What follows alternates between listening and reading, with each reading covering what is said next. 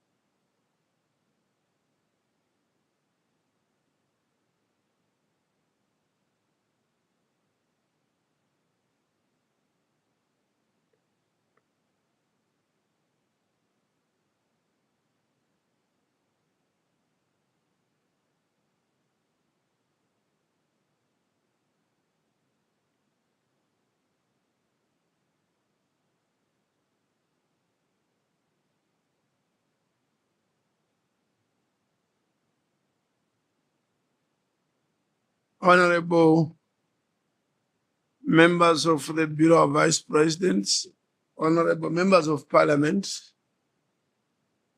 and our dignitaries who have joined us. May I proceed by first acknowledging our dignitaries in the room, in the chamber. I will later on introduce in more detail His Excellency Ego Segeyenko, Chairman, who call him Speaker of the House of Representatives of the National Assembly of Belarus, is in this chamber.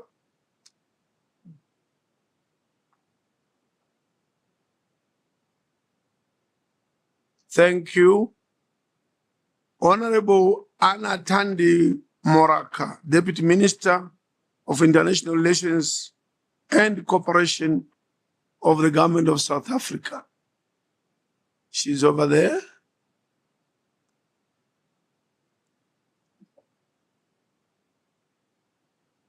This one is very familiar to you.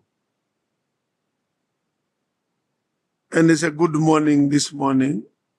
We have in the chamber, Honorable, our former Vice President, recently member of the Bureau, who was the fourth Vice President, is in the chamber. Honorable Dr. Ume Ango,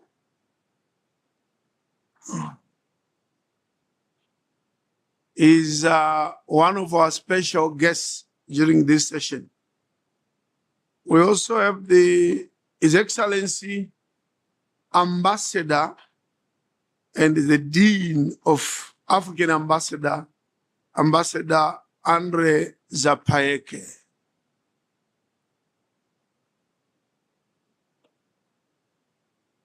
Now, this one is a first. We've previously invited the diaspora to PAP. This morning, we have Honorable Dr. Louis Georges Tin. He's the Prime Minister of the State of the African Diasporan Parliament.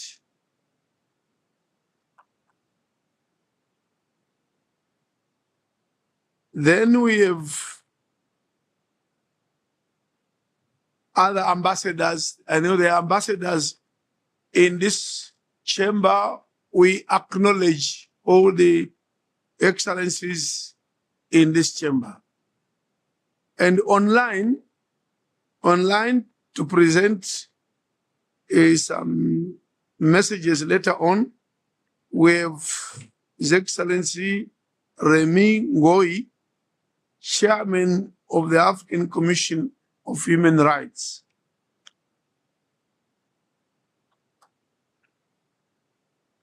We have the President of the SADC Parliamentary Forum, His Excellency President Roger Massien. We also have the President of ECOSOC, Kariu Badali, also online. Thank you very much. You can clap for them for being present.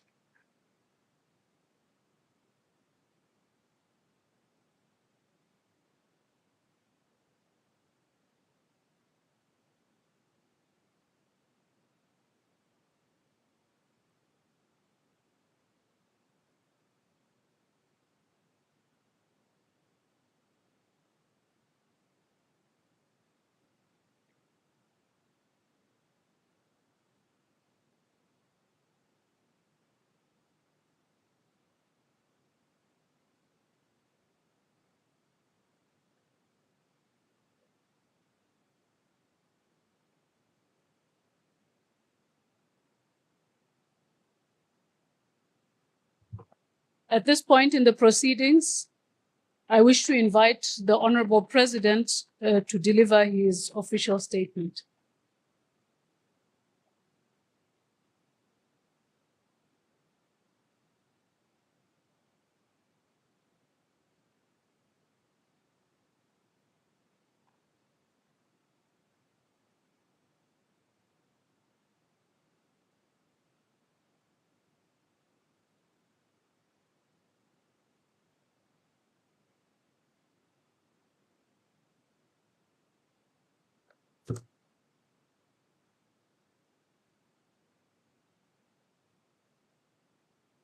Thank you very much, Madam Clerk.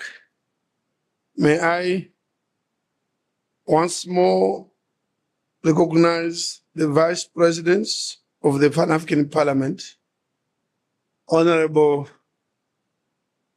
Dr. Gayo, Honorable Jida, Honorable Lucia Passos in absentia.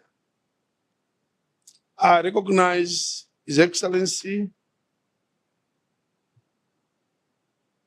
the President of the House of Representatives of the National Assembly of the Republic of Belarus, who is our guest of honor.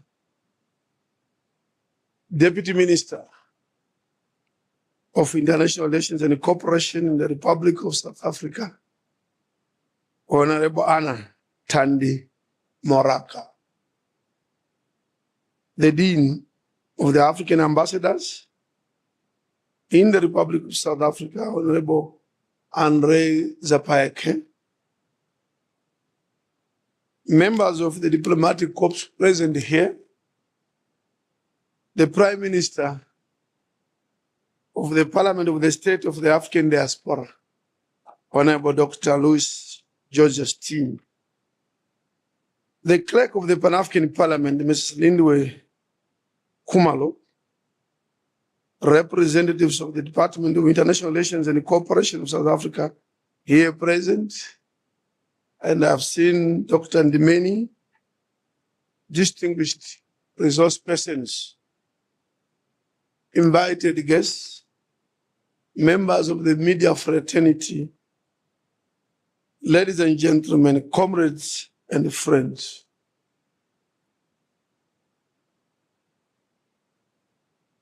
I want to request that we observe a minute of silence in honor of the 40 men and women who were killed in Chad following an attack by Boko Haram insurgents on a military base in Bakaram. The Pan-African Parliament stands in solidarity with the government and people of Chad during these difficult times. Let us also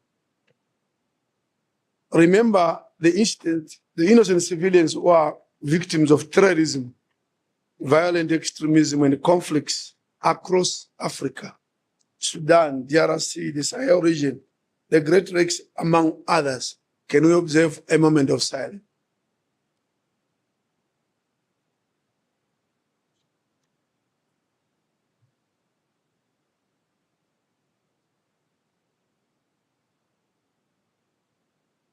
Thank you.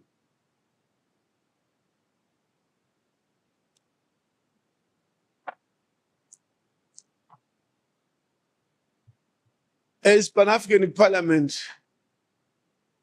honorable members, guests of honor, we can do more to contribute to the promotion of peace, security, stability on this continent.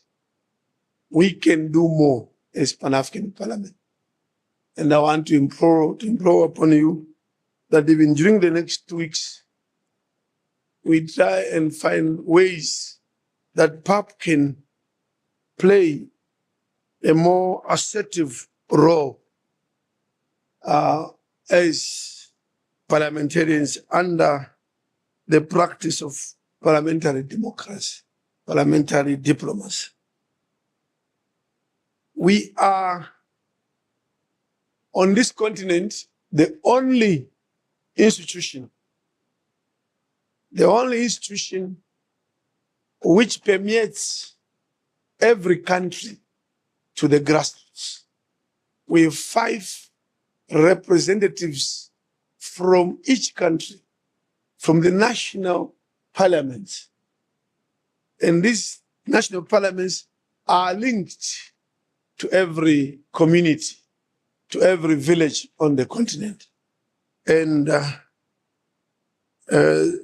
dinos, the diplomatic corps, listening to this will also help us to make other member states appreciate that role and see that our MPs are given the proper leverage to perform.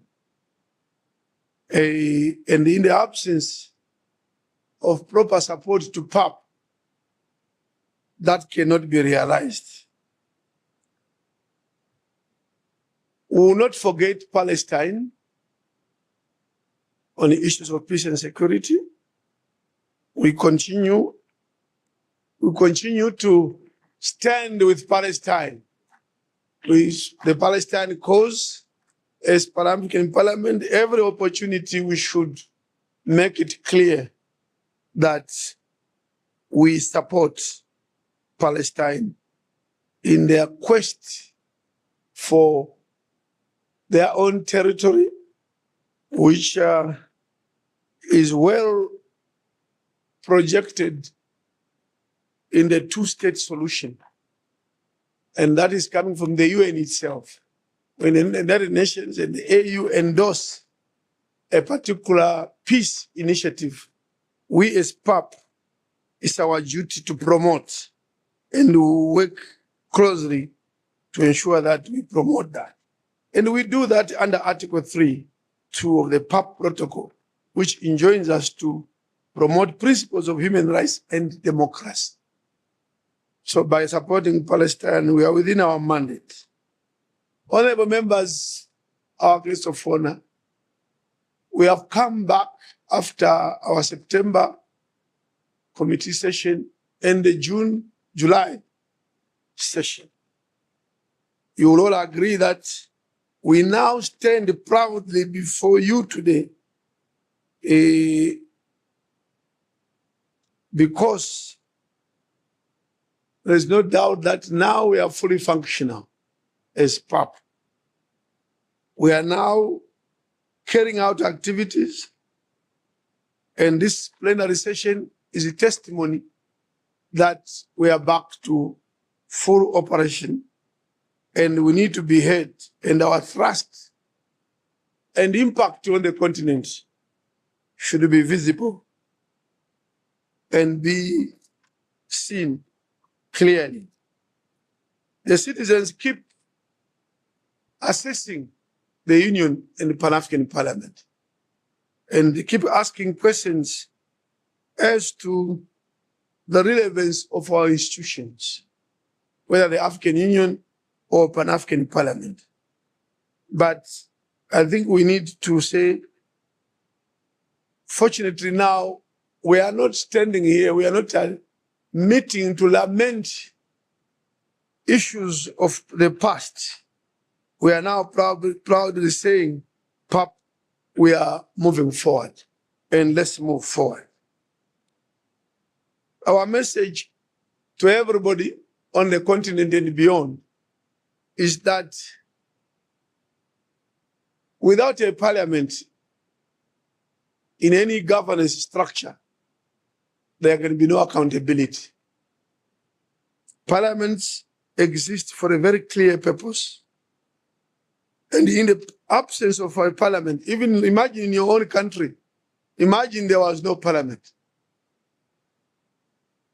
It would be chaotic. There would be no accountability. I think the corruption we complain about would have been worse. Parliament are checking on the excesses of those who govern, those who have powers to govern, whether at national, at regional, or at continental level. A parliament is indispensable. And that's why, after 41 years of existence of the OAU, they all agreed, 2001, and said that they need to pass this protocol establishing the Pan-African Parliament. After 41 years, they realized that there was a missing link in the OAU, now AU. And without a parliament, the AU, the OAU, then was paying lip service to the article in the Constitutive Act of the AU itself. The Constitutive Act of the African Union says the Union should promote democratic principles and institutions and the popular participation and good governance.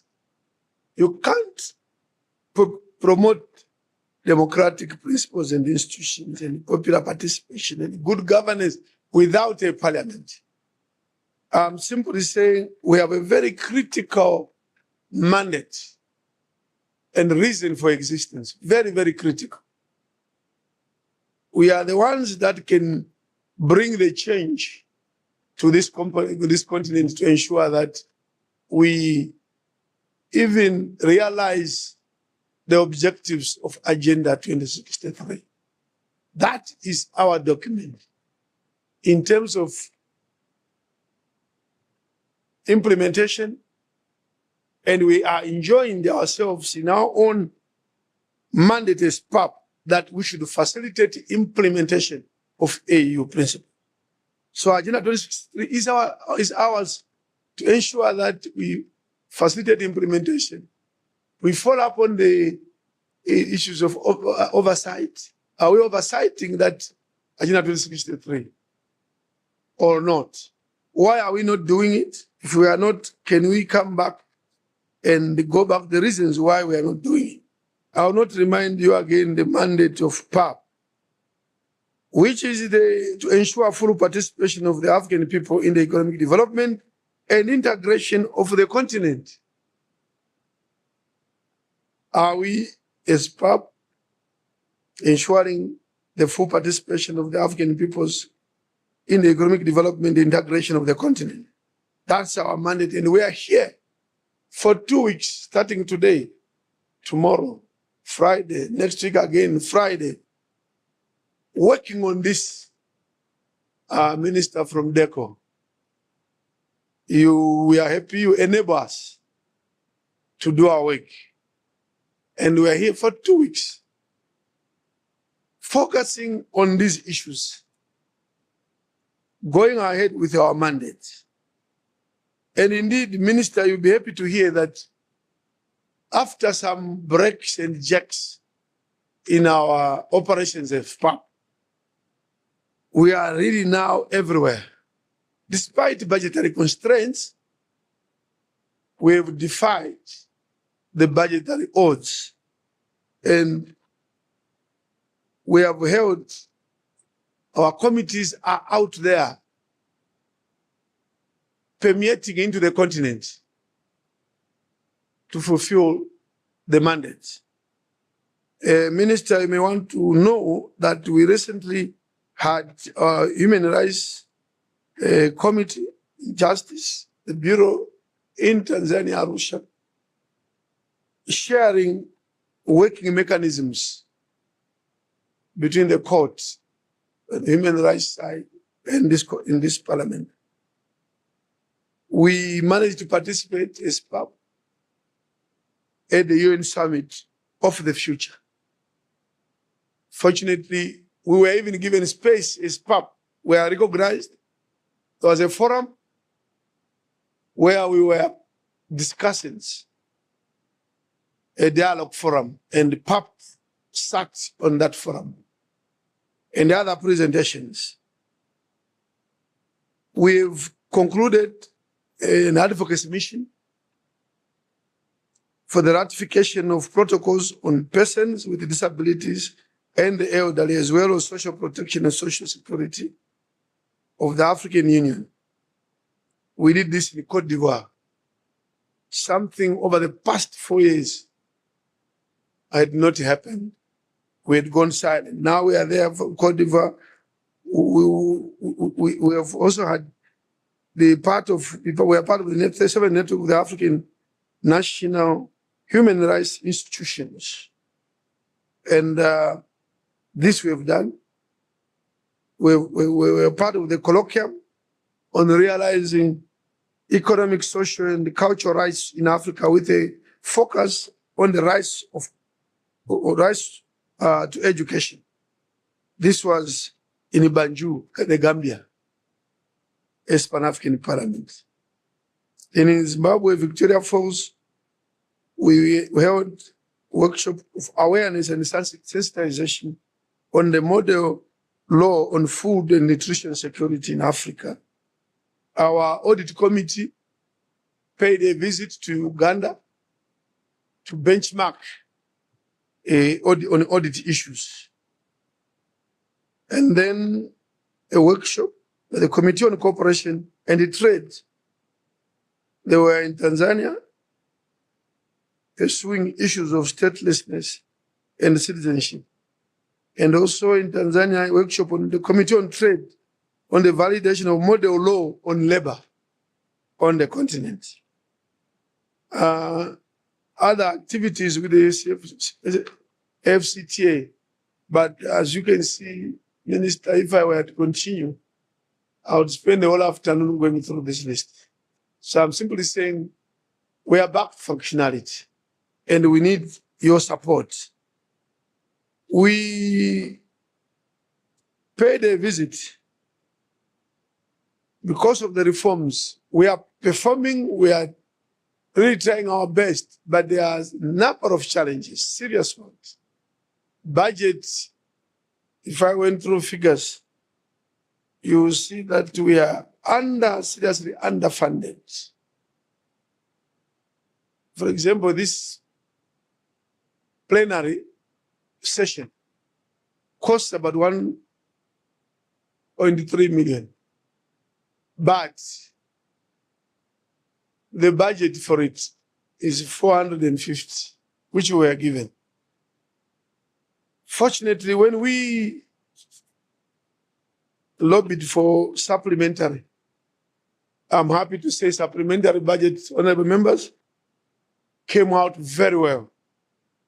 We were given about 90% of our entitlement for the supplementary budget. And the minister, that is enables us to meet for the 2 weeks. I think that one we should declare. That one is important. That on the supplementary budget, this time, the PRC acted much better. But there are other institutional bottlenecks. And these are very serious, Minister. I'm referring to you because you are key to communicating this message to the other structures or organs of the African Union. One, PAP is not being enabled to perform because of institutional, policy, legal bottlenecks. One, the protocol provides that we consider the budget of the African Union. We debate it, we make recommendations, then it goes back to Addis before it is approved by the policy organs. This is not taking place. Any parliament, and you are a minister, you know this, any parliament's business of oversight requires that from time to time we call the heads of commissions and other units within the AU to come to this parliament to account on certain issues and even answer questions. We have had serious problems in getting commissioners to come and answer on issues of agriculture. It can be health, transport, even finance budget. Yeah, that limits the parliament in terms of its oversight function. I will not talk of recruitment bottlenecks currently. I will not talk of funding issues, operations of the Bureau, MPs, conditions under which they operate, all those who share at a meeting that we have agreed will take place. And we therefore went to meet, I led a team 2 weeks ago to Kenya to meet the president of Kenya, His Excellency William Ruto. He's the head of the reforms in the African Union. So we wanted to present to him, and we did present to him the issues of this parliament. And we shared with him the following: the absence of legislative powers does constrain us in being a parliament in certain areas with teeth. Our oversight function and representative function need to be supported in the reforms, because currently AU commissions escape oversight. They escape oversight. And that is bad for accountability. And the whole issue of being democratic and allowing people to participate in the AU systems is compromised. And oversight by PAP is not duplication. When there's a Ministry of International Relations like yours, and in our PAP we also have Committee on International Relations, when that committee oversees you, it is performing a totally different function from the ministry. But this confusion is very wide and deep at the AU. And we shared also that the committees at PAP are not enabled to function. When you queue committees' activities, then it means you have basically taken the heart out of a human being, and the consequences are obvious. It's a long list of reform issues, which again we share with you, that we need to reposition Pan-African Parliament Ministry to be able to perform its duties as a parliament. The whole issue, the principle, the doctrine of separation of powers, checks and balances. In the AU, I can say the issue of checks and balances is missing. And that's why even the people question the AU. The public, the citizens question the AU and say, what does it do? What is it delivering? Because there are no visible mechanisms of oversight, which is the checks and the balances. When we do pronouncements of Agenda 2063, the person who designs and drafts and develops the agenda cannot be themselves to evaluate themselves again. Some institution like a parliament should then come and report. Despite all this, we are confident that we are moving forward. We will never move backwards as PAP. We represent the people. And we get energy from the fact that the people look to us for progress. We have therefore been developing a PAP strategic plan 2024 to 2028. We held a 2-day workshop, Friday and Saturday, last week. And this was very successful. And it's also the approach is to ensure that members of parliament themselves develop the plan. They don't know to just hear about it. And we will be, during this session, debating the strategic plan, which will position us in a particular direction to contribute to the union agenda. And we promise you to achieve that. We'll also, Minister, work on our image. Our image has been battered in the past, but I want to say, I think the dust on the face is now being removed. We are now even applying some lotion on our face because the dust is taken off. We are now moving, our image is better. That's why our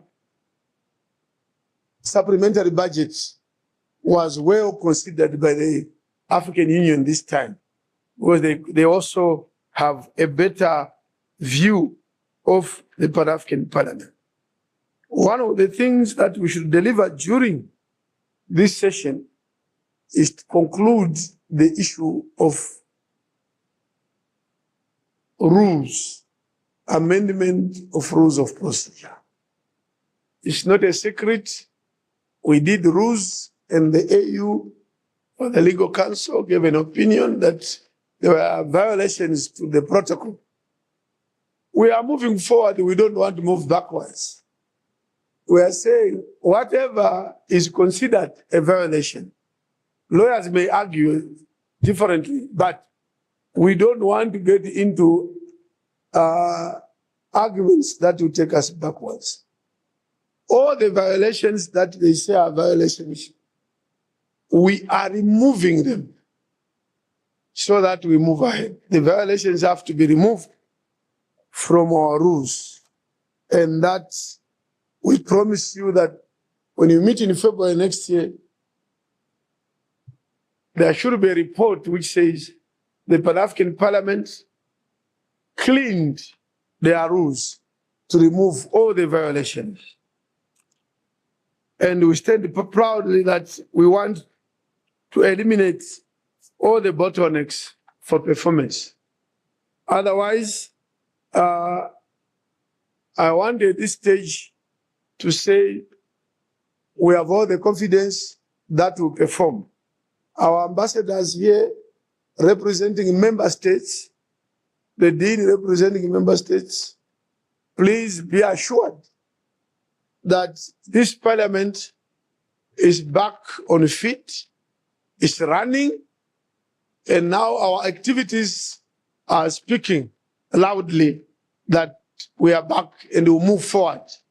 And with the support from the ambassadors, member states, the support from the ambassadors yourselves and foreign ministries, this parliament will be the parliament that any other parliament can emulate and say we want to be like PAP.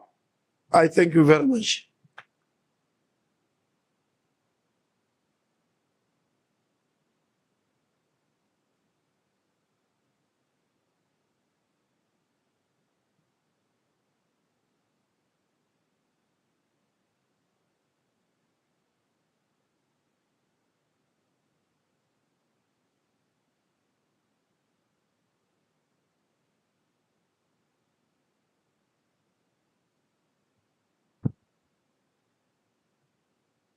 Our guests of honor, honorable members, we have people, institutions, organizations that we work with from time to time. And it's now time to give an opportunity to institutions that we invariably have to work with. And these will give solidarity messages. And I'll start with the Dean of Ambassadors, His Excellency Ambassador Andre Zapaeke. No, sorry, he's just coming again. He gave me a list, now he's changing the list. Sorry, Your Excellency. He's telling me to start with, and which is proper actually, Honorable Anna Tandi Moraka, Deputy Minister of International Relations and Cooperation, Republic of South Africa, to deliver the welcome remarks.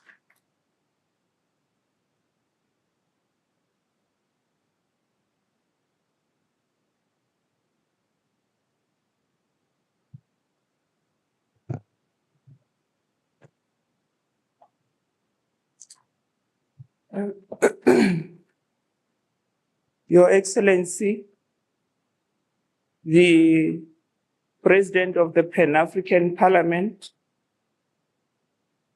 His Excellency Chief Fortune Zephania Charumbira, the Dean of the African Ambassadors, Your Excellency Ambassador Andrea Zapaeke, the presiding officers of the AU ECOSOC who are facilitating for the virtual participation of other participants, Mr. Khalil Baudari, the chairperson of the African Commission on Human and People's Rights, whom I'm told that is participating in this parliament virtually as well, Honorable Remy Ngoi Lumbu, the Speaker of the Southern African Development Community Parliamentary Forum, His Excellency Roger Maindiense, who have graced us with his presence here today, the Chairperson of the House of Representatives of the National Assembly of Belarus, Your Excellency Igor Sengeyenko, honorable members of the Bureau who are present here today, Excellencies, ladies and gentlemen, good afternoon. It is indeed both a privilege and a profound honor for me to stand here before you today to deliver my maiden speech in this august house, representing our beautiful country, South Africa, on behalf of our president, who could not be here with us today, but he has delegated us at DERCO to come and deliver this address on behalf of the people of South Africa.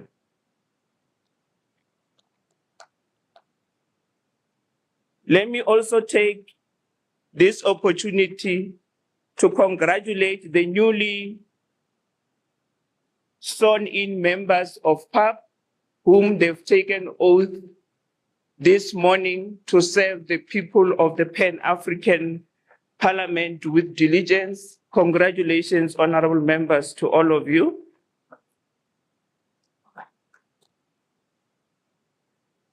Honorable President, it is indeed my honor and a privilege to report to your good self that as the Deputy Minister in the Department of International Relations and Cooperation, I'm just being delegated the responsibility to deal with Africa as a whole. And PAP, it will be part and parcel of the project that I pay the much needed attention so that all of us working together, we can restore this glorious parliament to what it used to be.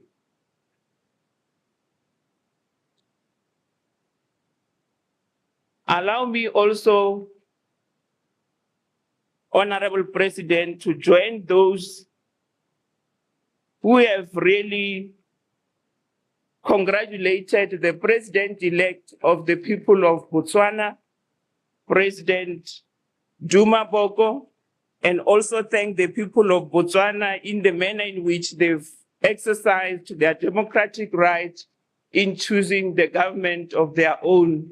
And also, indeed, President, democracy, it is maturing in that part of the continent.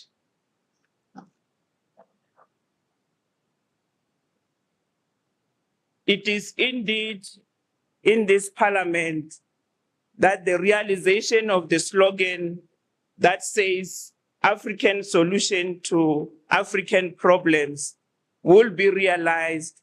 That was echoed by the Ghanaian political economist in 1993, Mr. George Ayittey.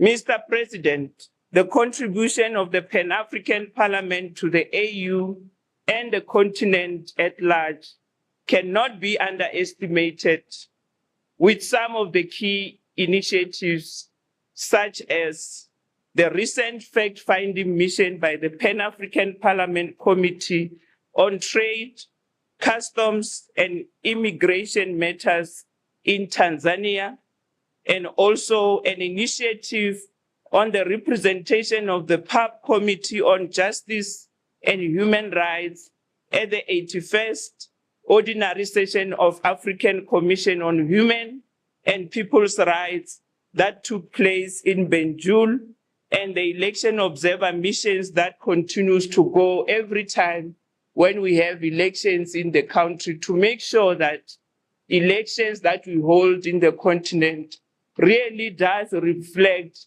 the will of the people in those respective countries.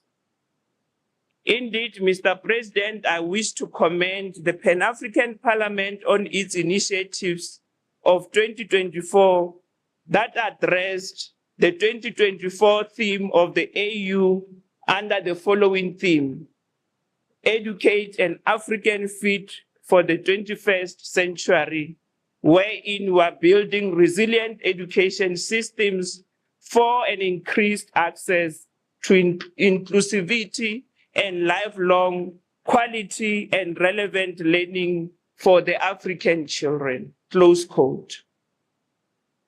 Mr. President, most of the representatives present here will agree with me that the outcomes of the deliberations of this very parliament contributed immensely to our national strategies that addresses the gaps on education that were created by different circumstances where we have seen our children being disadvantaged in this regard. Mr. President, Africa does not only need educated citizens, but citizens with quality education that can contribute to social cohesion and conflict resolution mechanisms, wherein we are going to be promoting matters of peace and stability in the region, and also an education that fosters a sense of identity, unity, and shared values amongst Africans and the 6th region of Africa's diaspora. Allow me to also applaud the initiative of the Bureau to strengthen the collaboration between the Pan-African Parliament and the 6th region. Indeed, Honorable President, I need to report to this august House that immediately after my appointment, I happened to attend the 6th region preparatory conference of the 9th Pan-African Congress that took place in Salvador in Brazil this year. It was clear, President, in that conference that the outcome of that conference will help us as the people of the continent in a collective reflection of the process to deal with issues of reparatory justice.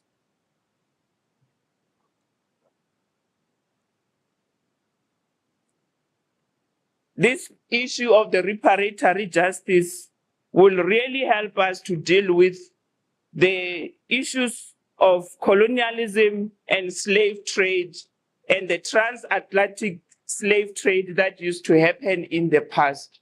And it can be correct that we are only seeing the Caribbeans and the Pacific Islands being vocal on this matter. It's high time that as Africans, we need to join those CARICOM's members in this progressive call for reparatory justice.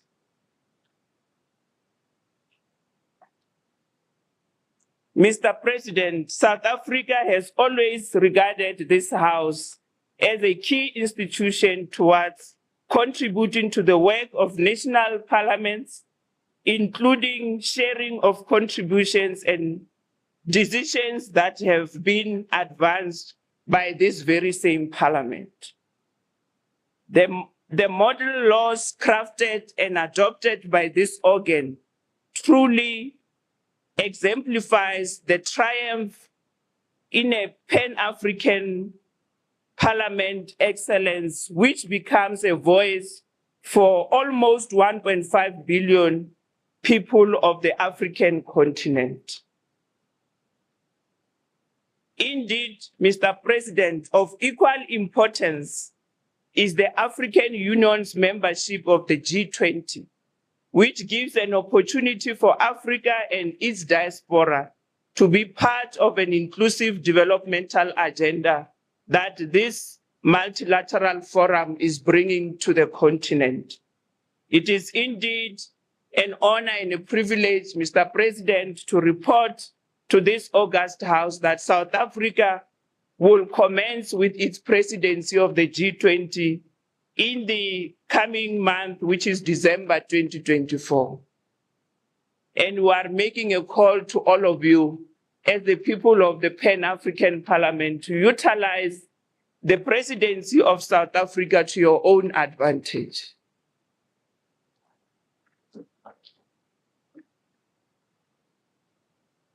Mr. President, the AU's developed the African Free Continental Trade Area so that we can enhance the intra-African trade, and it has also created a model that unifies the African markets and also promotes development and encourage investment opportunities for sustainable development for the continent of Africa.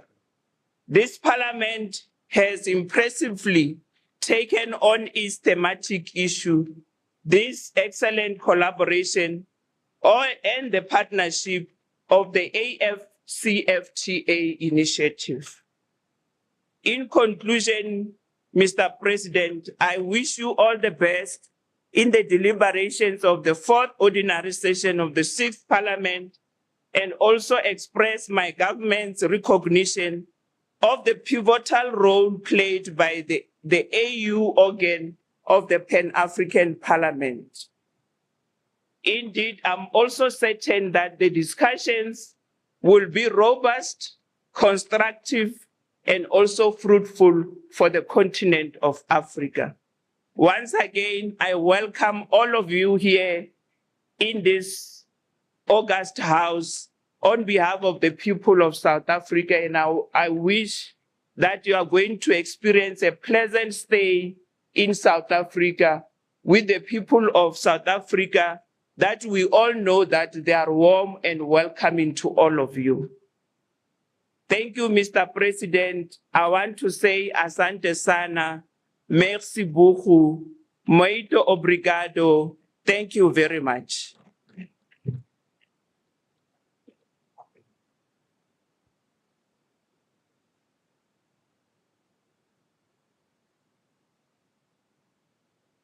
Thank you, Minister. Another round of applause.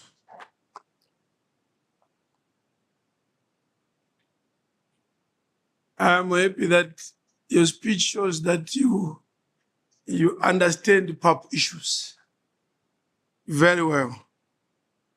Our next speech of solidarity will come from His Excellency Ambassador Andre Zapaeke, Dean of African Ambassadors, accredited to South Africa.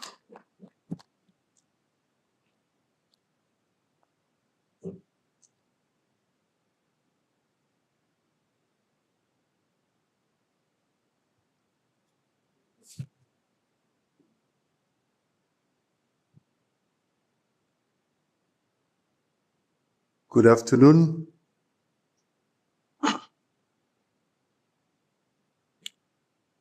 Please allow me to recognize some of us here, particularly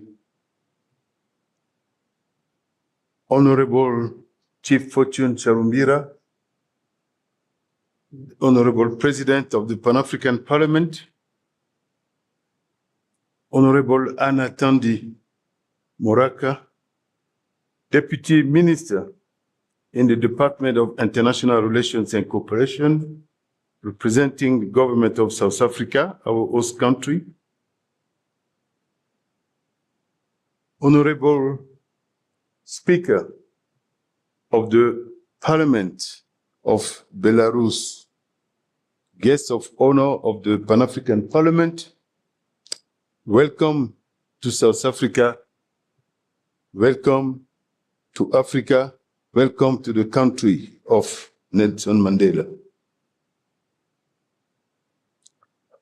Excellency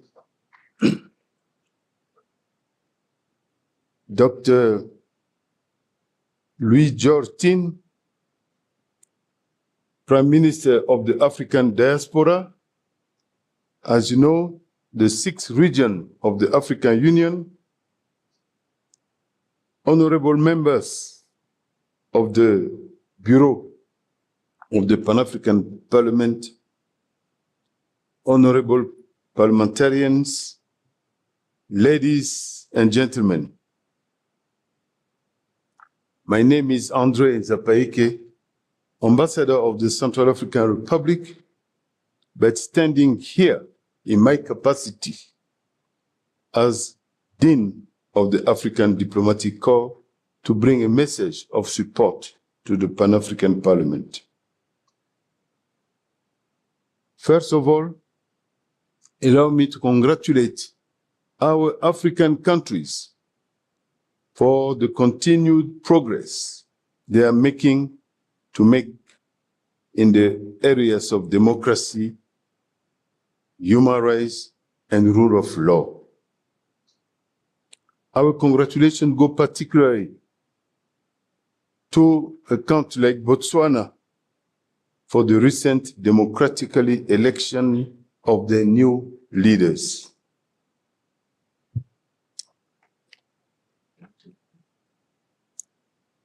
Many elections are yet to come, like in Namibia soon.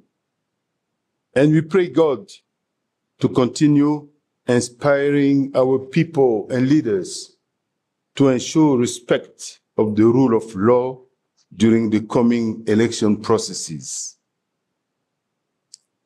Besides elections, the coming year will also be an important year for the continent, with the African Union becoming full member of the G20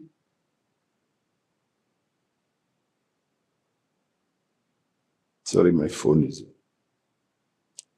becoming a full member of the G20 and South Africa sharing these organizations and also organizing for the first time a G20 summit on African soil. This will give the continent the opportunity to push its key agendas. This parliament can play a role to make this possible by encouraging national legislatures to owe the G20 processes as well as the principles of African unity and regional integration. To do so, the Pan-African Parliament deserves the support of all of us, mainly the support of our states, the founding members of the Pan-African Parliament. The coming year will be a critical year for the implementation of the African Continental Free Trade Agreement amid growing insecurity in many parts of the continent and of the world. Many items will be on the agenda of the continent, such as the next COP scheduled to take place soon in Azerbaijan, and also the negotiations about the reform of the UN Security Council. The next African Union Commission should put on its agenda the strengthening of the role of the continent as a key player in the world.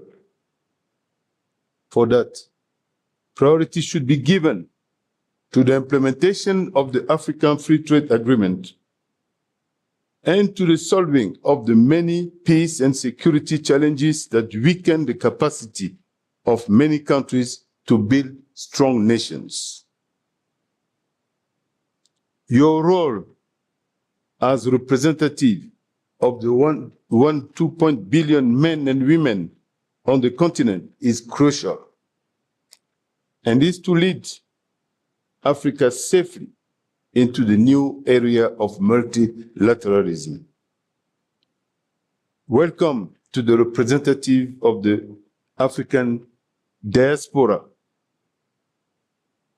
The African Group of Diplomatic Missions has put in place a strong working tie with ambassadors of the 6th region of Africa, mainly ambassadors of the Caribbean and Latin American countries, where we find a sizable number of African descendants. As always, the Pape can be assured of the full support of the 50 African heads of diplomatic missions based in South Africa. The world is more and more characterized by insecurity, including food insecurity. Time has come for our people to realize that our fate is in our own hands.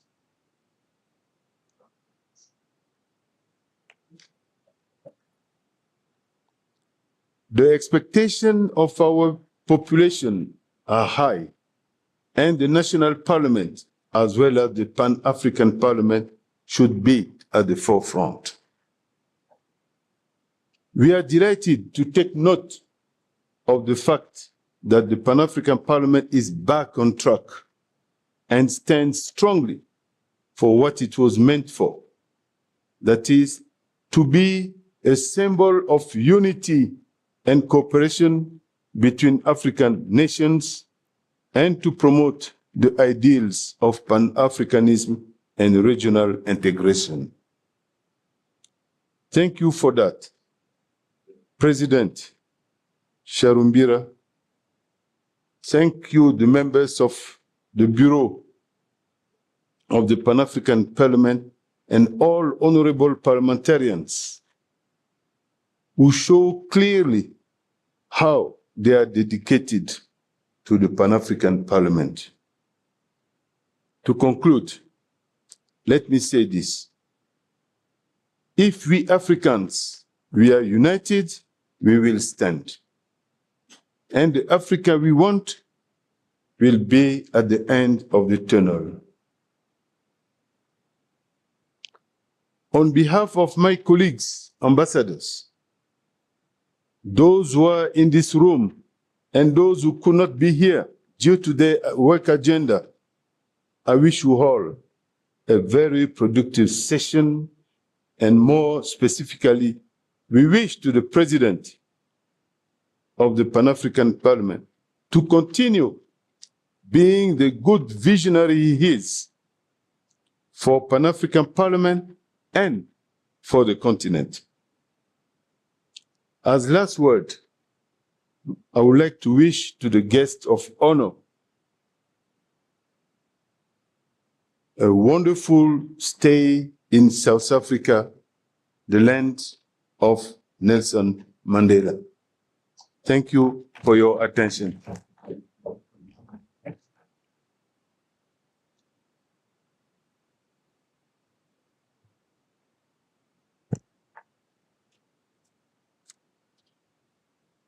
Thank you, Excellency Ambassador Zapaeke. Another round of applause.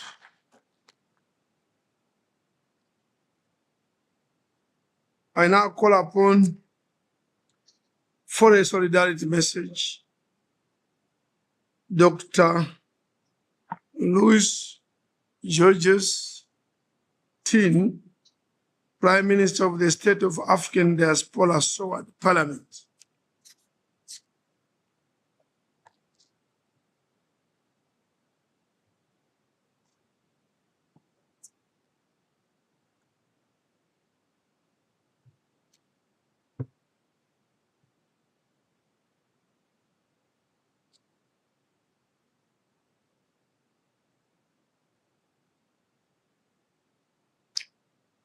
Dear President of the Pan-African Parliament, dear Deputy Minister of DIRCO, dear Vice Presidents of the PAP, dear Presidents of the regional caucuses, dear distinguished guests, including the Dean of Ambassadors, the Speaker of Belarus, dear members of the Parliament, I want to pay my respects to all of you. Let me introduce myself, if you don't mind. My name is Dr. Louis Georges Tin, and I'm the Prime Minister of the State of the African Diaspora. SOAD is the acronym.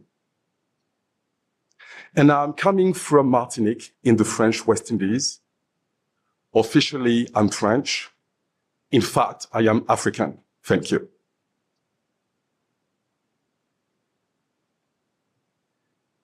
I am delivering this speech today on behalf of our government and also on behalf of our parliament, led by His Excellency Melvin Brown, coming from Panama.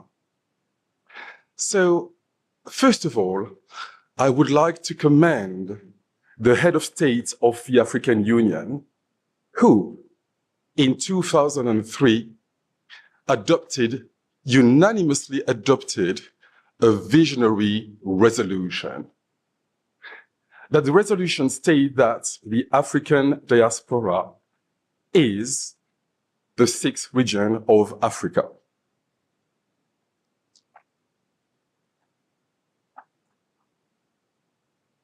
That region alone includes 350 million people all over the world. In Brazil only, you already have 100 million people of African descent. So, some of these people left Africa 1, 2, 3 generations ago as migrants.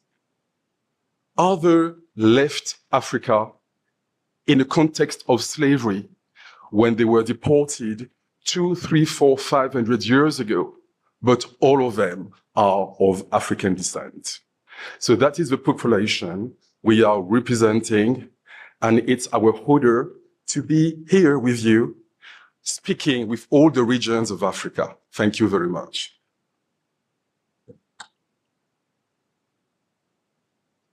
Several years later, I received the support of Her Excellency Dlamini Zuma, who was then, as you remember, the chair of the African Union and of the Commission of the African Union. And I would like to take this opportunity to send my greetings to the South African delegation, who is hosting the parliament today, of course. Then, after she gave me this inspiration to work on the diaspora, we also received the support of the president of the African Union. In that time, it was the president of Mauritania. So let me also send my greetings to the Mauritanian delegation and to the North African Caucus. Thank you. And the president of Mauritania, as the president of the African Union, gave me a mandate to create a body to represent the African diaspora, to give substance, I quote his words. So that's why he invited me to the summit of the head of state, which happened in 2018 on July the 1st. And then I was invited to present the constitution of the state of the African diaspora. Based on this constitution, then we created the institutions. So first of all, the cabinet, which I'm leading with the 2 vice prime ministers, Her Excellency Ketura Amwako from UK, and His Excellency Hugh Johnson from Jamaica. Then we created also our parliament, the SOAD Parliament, led by Melvin Brown from Panama, as I said. We also have a royal chamber because we need to pay a tribute to our kings and queens on the continent. And this institution is co-chaired by Queen IG and also by Chief Charambira himself. And I want to thank him so much for accepting this position. That's quite a honor for us. Then, beyond the institution, we created some programs of action in all sectors of activity, from economy to finance, from mines to energy, from education to health, etc. So basically, we are a state with our borders, and our mission, as you understand, is to reinforce Africa through the diaspora and the diaspora through Africa.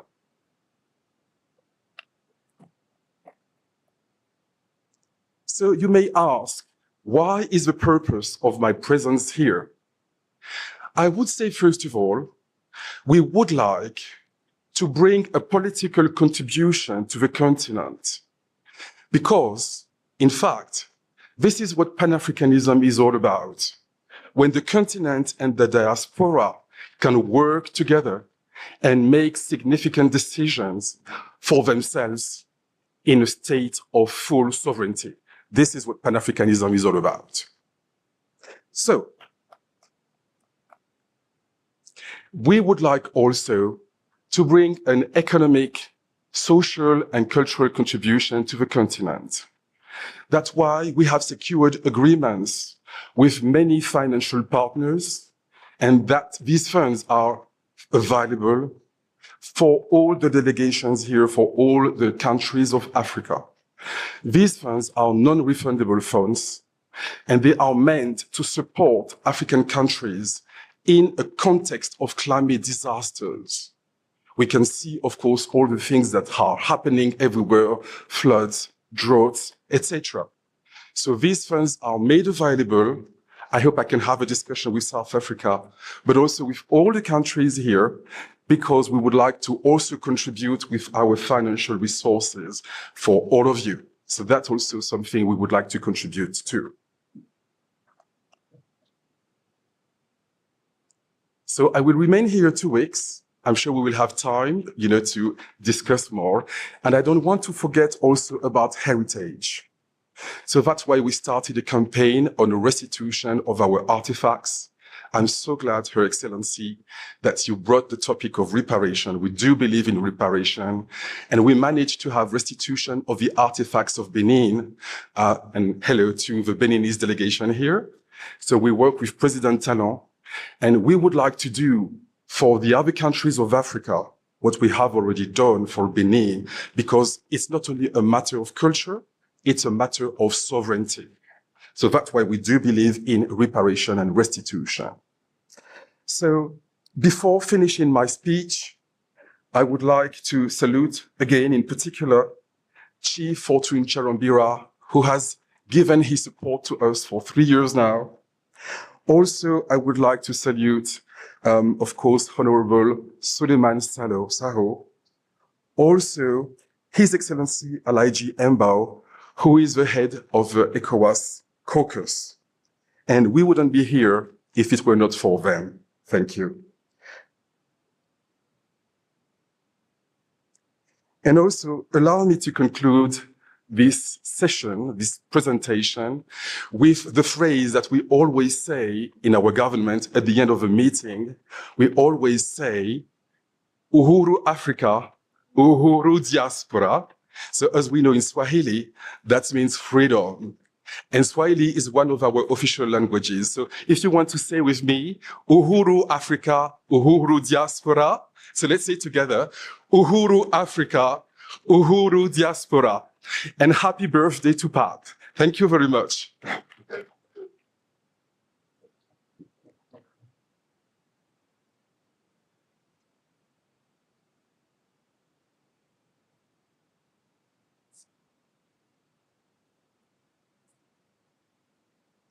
Thank you. Thank you, Diaspora. Thank you, the Prime Minister. Another round of applause.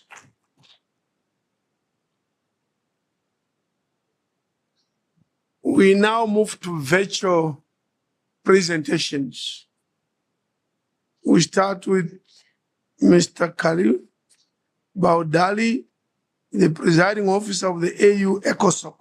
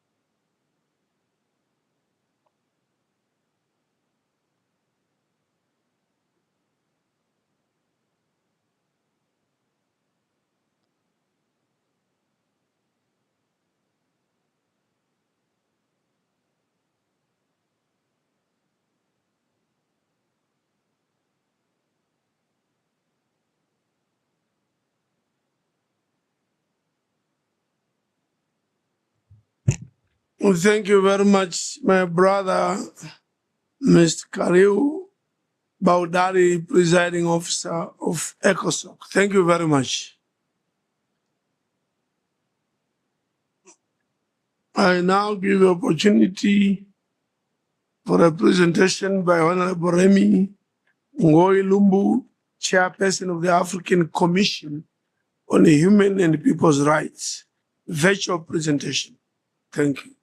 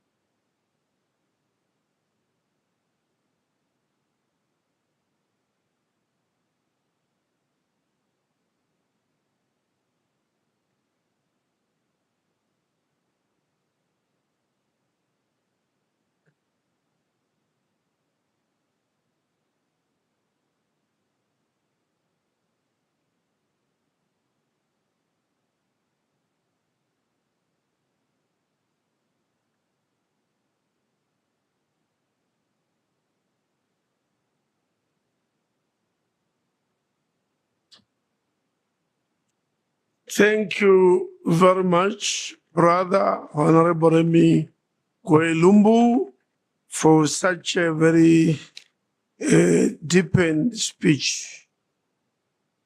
Our next presenter would be His Excellency Roger Mansin, Speaker of the Southern African Development Community Parliamentary Forum, SADC PF, virtually. But they sent us a video which I am told is not coming out clear and can not serve the purpose. So our next speaker would be the guest of honor. But before I go, I invite him to present his speech. I think Jeff should take the platform.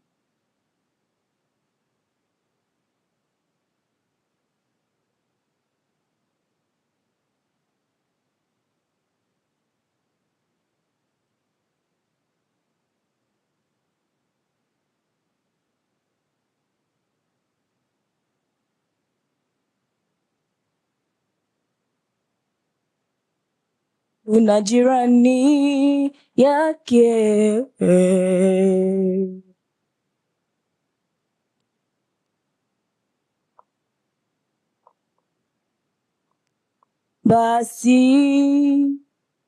basi tuvueni tukaseme kweli, kila mtu na jirani yake.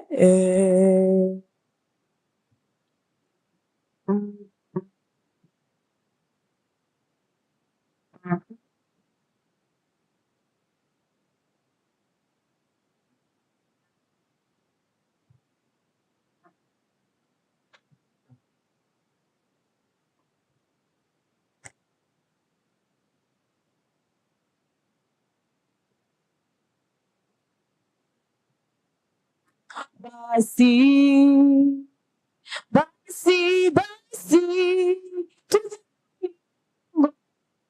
tukaseme kweli, kila mtu na jirani yake.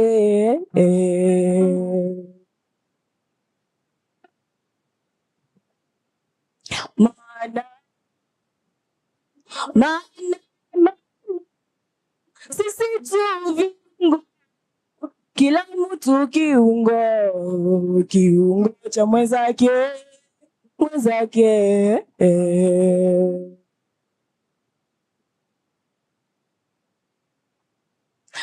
Basi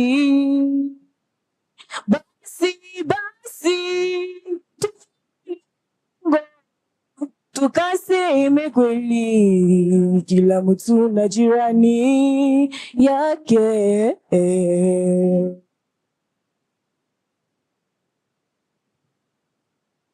Maana sisi tu viungo, kila mtu kiungo cha mwenzake.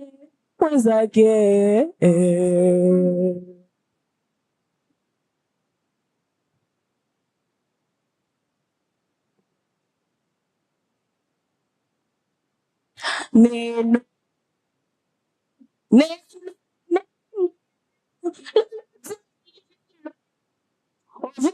isitoke kinywani mwenu.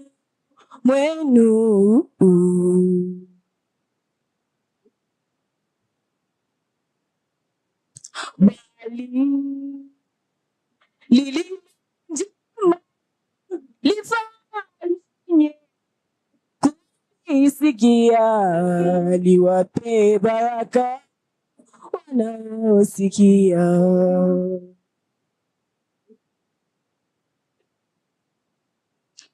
Bali lili njema lifanye kuisikia, liwape baraka wanaosikia.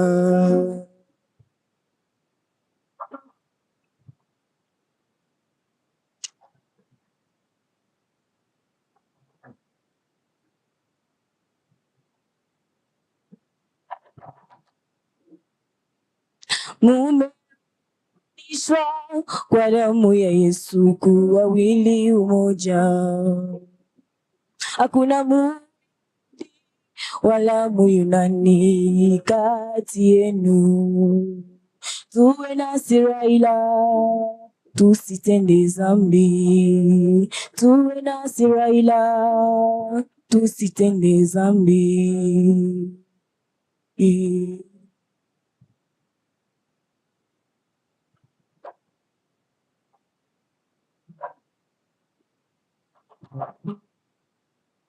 Tuwe na hasira ila tusitende dhambi.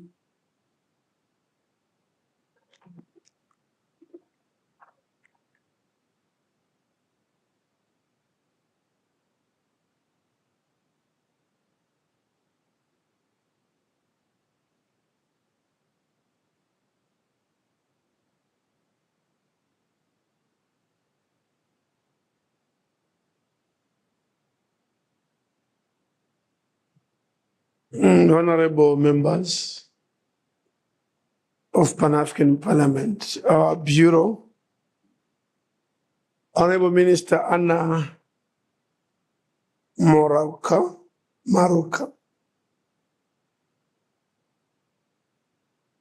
our Excellency's Ambassador, led by the Dean, all protocols observed.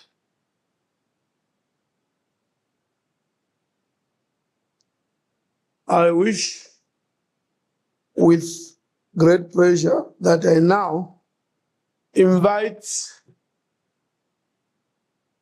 His Excellency Ego Segenko, who is the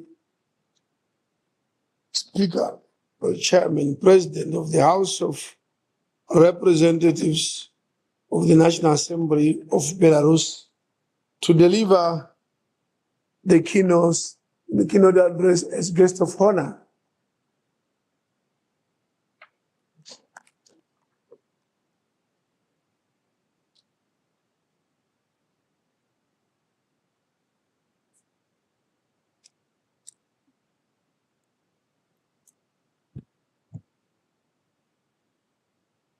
Уважаемый господин председатель, уважаемые дамы и господа, уважаемые парламентарии африканского континента. Хотел бы выразить слова признательности за слова приветствия, которыми вы только что обратились ко мне, как главе делегации Национального собрания Республики Беларусь. Искренне благодарю за приглашение принять участие в пленарной сессии Панафриканского парламента. Для меня большая честь представлять свою страну и выступить перед членами столь авторитетной парламентской структуры. Впервые в истории голос Беларуси, как и гимн Беларуси, будет услышан на площадке одного из ключевых органов Африканского союза. Многое изменилось с момента основания Панафриканского парламента в 2004 году. Сегодня такому объединению необходимо больше ресурсов, больше диалогов и больше партнеров. Национальное собрание Республики Беларусь готово к тесному сотрудничеству с Панафриканским парламентом. Нам близки и понятны цели, призванные решать жизненно важные вопросы развития региона. Они универсальны и отвечают духу времени. Мы приветствуем ваши усилия по претворению в жизнь повестки дня до 2063 года. Амбициозный, вдохновляющий и актуальный для всех стран Африки. На фоне происходящих в мире масштабных геополитических событий африканский континент привлекает себе все больше внимания как новый центр силы. Нам с вами хорошо известно, что сила нации, как подчеркивает глава белорусского государства, не в капиталах, не в военной мощи, не в амбициях, а в истинных ценностях, в стремлении к справедливости и вере в себя. Белорусы, так же как и африканцы, знают, к чему приводят попытки навязывания чужой культуры, чужих традиций и идеологий. И также бережно относятся к исторической памяти и наследию предков, потому что понимают, уроки прошлого помогают строить лучшее будущее. Народы, прошедшие сложный исторический путь, всегда будут говорить на одном языке – языке дружбы, доверия и поддержки. Мы заинтересованы в налаживании предметного сотрудничества с Африканским Союзом и региональными интеграционными образованиями, а также с использованием преимуществ континентальной зоны свободной торговли при реализации совместных проектов. Мы можем существенно расширить рамки нашего сотрудничества в тех областях, в которых преуспели, обладаем достаточными компетенциями. Это сельское хозяйство и продовольственная безопасность, промышленность, образование, наука и технологии, энергетика. Беларусь является производителем всей линейки аграрной техники, которая уже себя отлично зарекомендовала и пользуется популярностью среди африканских фермеров. Наши предложения по поставкам машин и оборудования носят комплексный характер и могут лечь в основу государственных проектов механизации сельского хозяйства в странах Африки. Преимущество сотрудничества с Беларусью в том, что мы готовы поставлять африканским партнерам не только традиционные экспортные товары, но и делиться нашими знаниями и технологиями. Такая модель уже доказала свою эффективность. Так, в текущем году белорусский экспорт в страны Африки вырос почти в 4 раза. За 8 месяцев он составил практически $500 миллиарда США, превысив годовые показатели предыдущих лет. Уверен, мы можем добиться большего, участвуя в профильных панафриканских и региональных программах. Нам также нужно скоординировать наши усилия на всех уровнях для снижения уязвимости от разного рода несправедливой конкуренции. Особенно важно, когда речь идет о продовольственной безопасности. На Беларусь приходится 1/5 часть мирового объема производства калийных удобрений, так необходимых для ее обеспечения. И сегодня мы поставляем сельскохозяйственную продукцию больше, чем в 100 стран мира, занимаем лидирующие позиции по поставкам молочной продукции, 5-е место, мясной продукции, входим в 15 ведущих стран мира. Санкционное давление на отдельные страны требует решительных коллективных действий. Разделяю призыв председателя комиссии Африканского Союза Муссы Факи Мохаммеда к немедленной и безоговорочной отмене всех оставшихся санкций, введенных против Республики Зимбабве. Поддерживаю идею празднования Дня борьбы с санкциями, инициированную сообществом Юга Африки. Только равноправие всех наций может обеспечить цивилизованное развитие человечества. Нам нужен такой мир, в котором хочется жить и развиваться. Мир, который не стыдно передавать будущим поколениям. Иначе нет смысла говорить о целях устойчивого развития стран и континентов. Об этом заявил президент Республики Беларусь на международной конференции по вопросам евразийской безопасности, которая завершилась буквально несколько дней назад в Минске. Сегодня особенно верно и актуально, что в Африке, где проживает самое молодое население планеты, нынешний год объявлен годом образования. В настоящее время большинство стран вашего региона испытывают нехватку квалифицированных работников в медицине, агронауке, информационных технологиях, а также специалистов среднего звена в различных отраслях экономики. Беларусь не на словах, а на деле помогает своим африканским друзьям. В наших учреждениях образования проходит обучение сегодня граждане из 33 стран африканского континента. Мы готовы существенно увеличить количество принимаемых граждан ваших стран.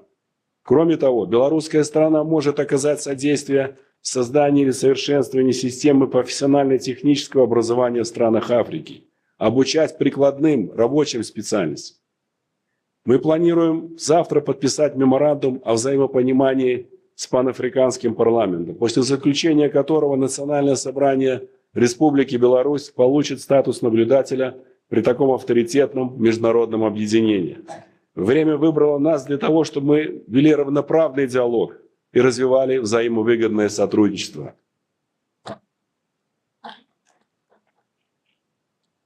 Хочу подчеркнуть, что Беларусь идет в Африку как настоящий друг и партнер, потому что белорусы, как и африканцы, сердцем преданы своей родной земле. Благодарю за внимание.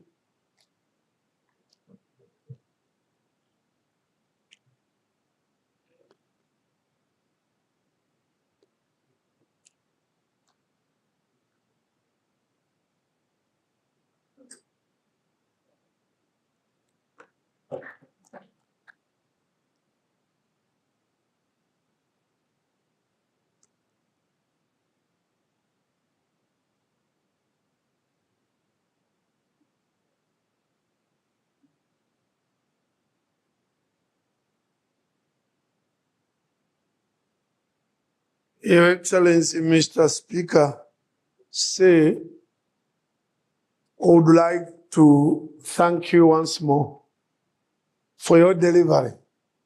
Can we do it much louder?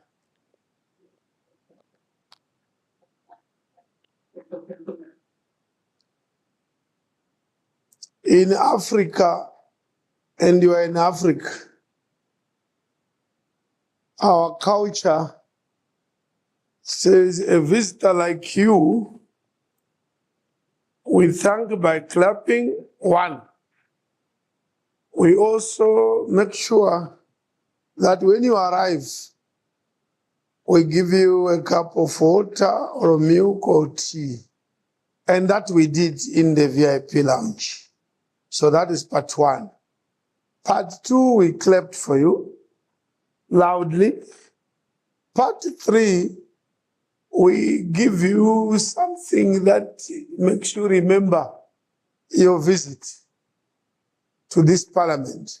That's the African way of doing things. And then we need to consolidate our relationship. Of course, there will be the MOU, but we need to give you some food. And we promise to give you food after the meeting. That is those are the 4 steps for typical African hospitality. But at this stage, we need to give you what's called a souvenir, something that will make you remember forever that you visited Pan-African Parliament. And I'm just looking around to see who is delivering it to me.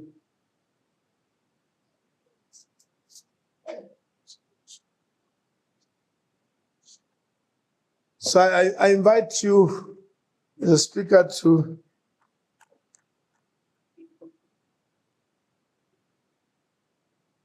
now, as I hand over this thing, this is a hand, this is 2 hands, and the fingers are here, structure a greeting like this.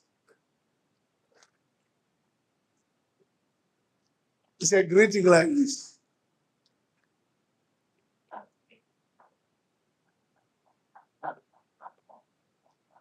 Right, it shows our permanent unity.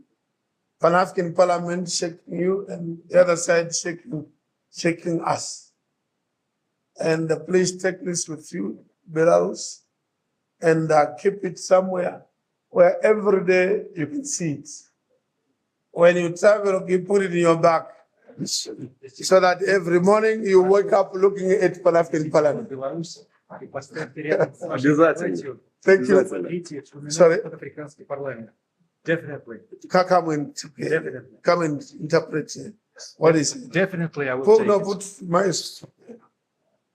I will definitely take it home. Thank you. Thank you. Thank you. Спасибо. Thank you very much. Спасибо. We thank you. Всем успехов. Success to everybody. Success to everybody. Success to PAC.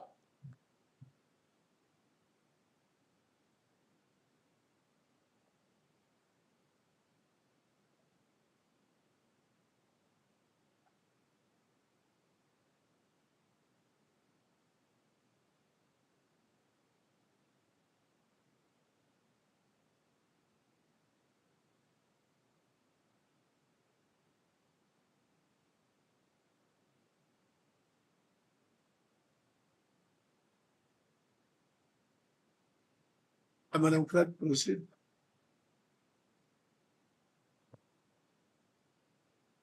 Honorable President and honorable members, the announcements of the day are as follows. After the close of the proceedings of today, there will be a photo session, a photo de famille, on the lawns outside this plenary hall.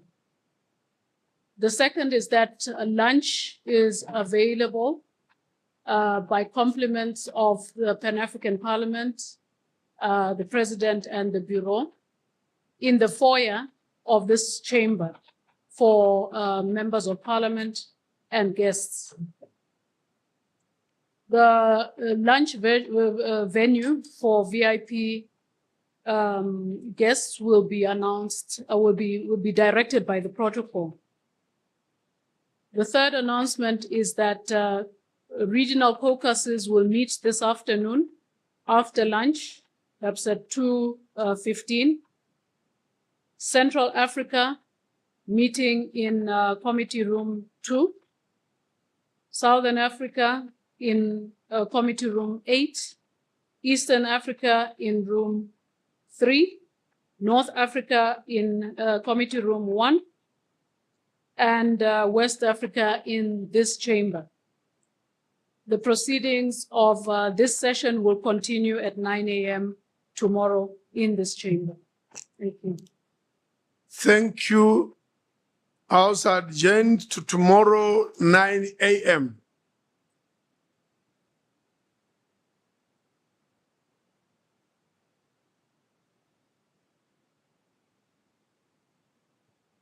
We rise for the national anthem, for the AU anthem.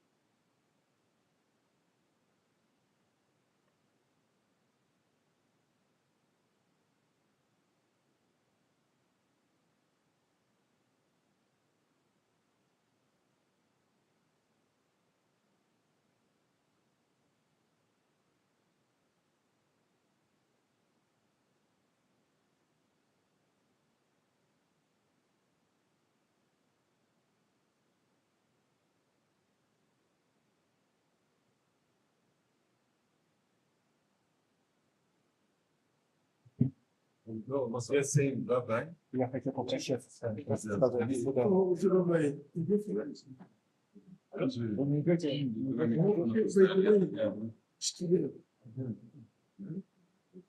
So stay well. Очень приятно Хорошего познакомиться. Ask if there is any possibility for speaking to African ambassadors. Если будет Ambassador возможность выступить, послание обратиться с Very efficient. Спасибо. Спасибо. Спасибо. Да? You send a good guy here. Africanist. Спасибо за добрые слова. Thank you for your good news. Приветствую в наш адрес. Good message. Самые теплые воспоминания у меня останутся. I'll have very warm memories about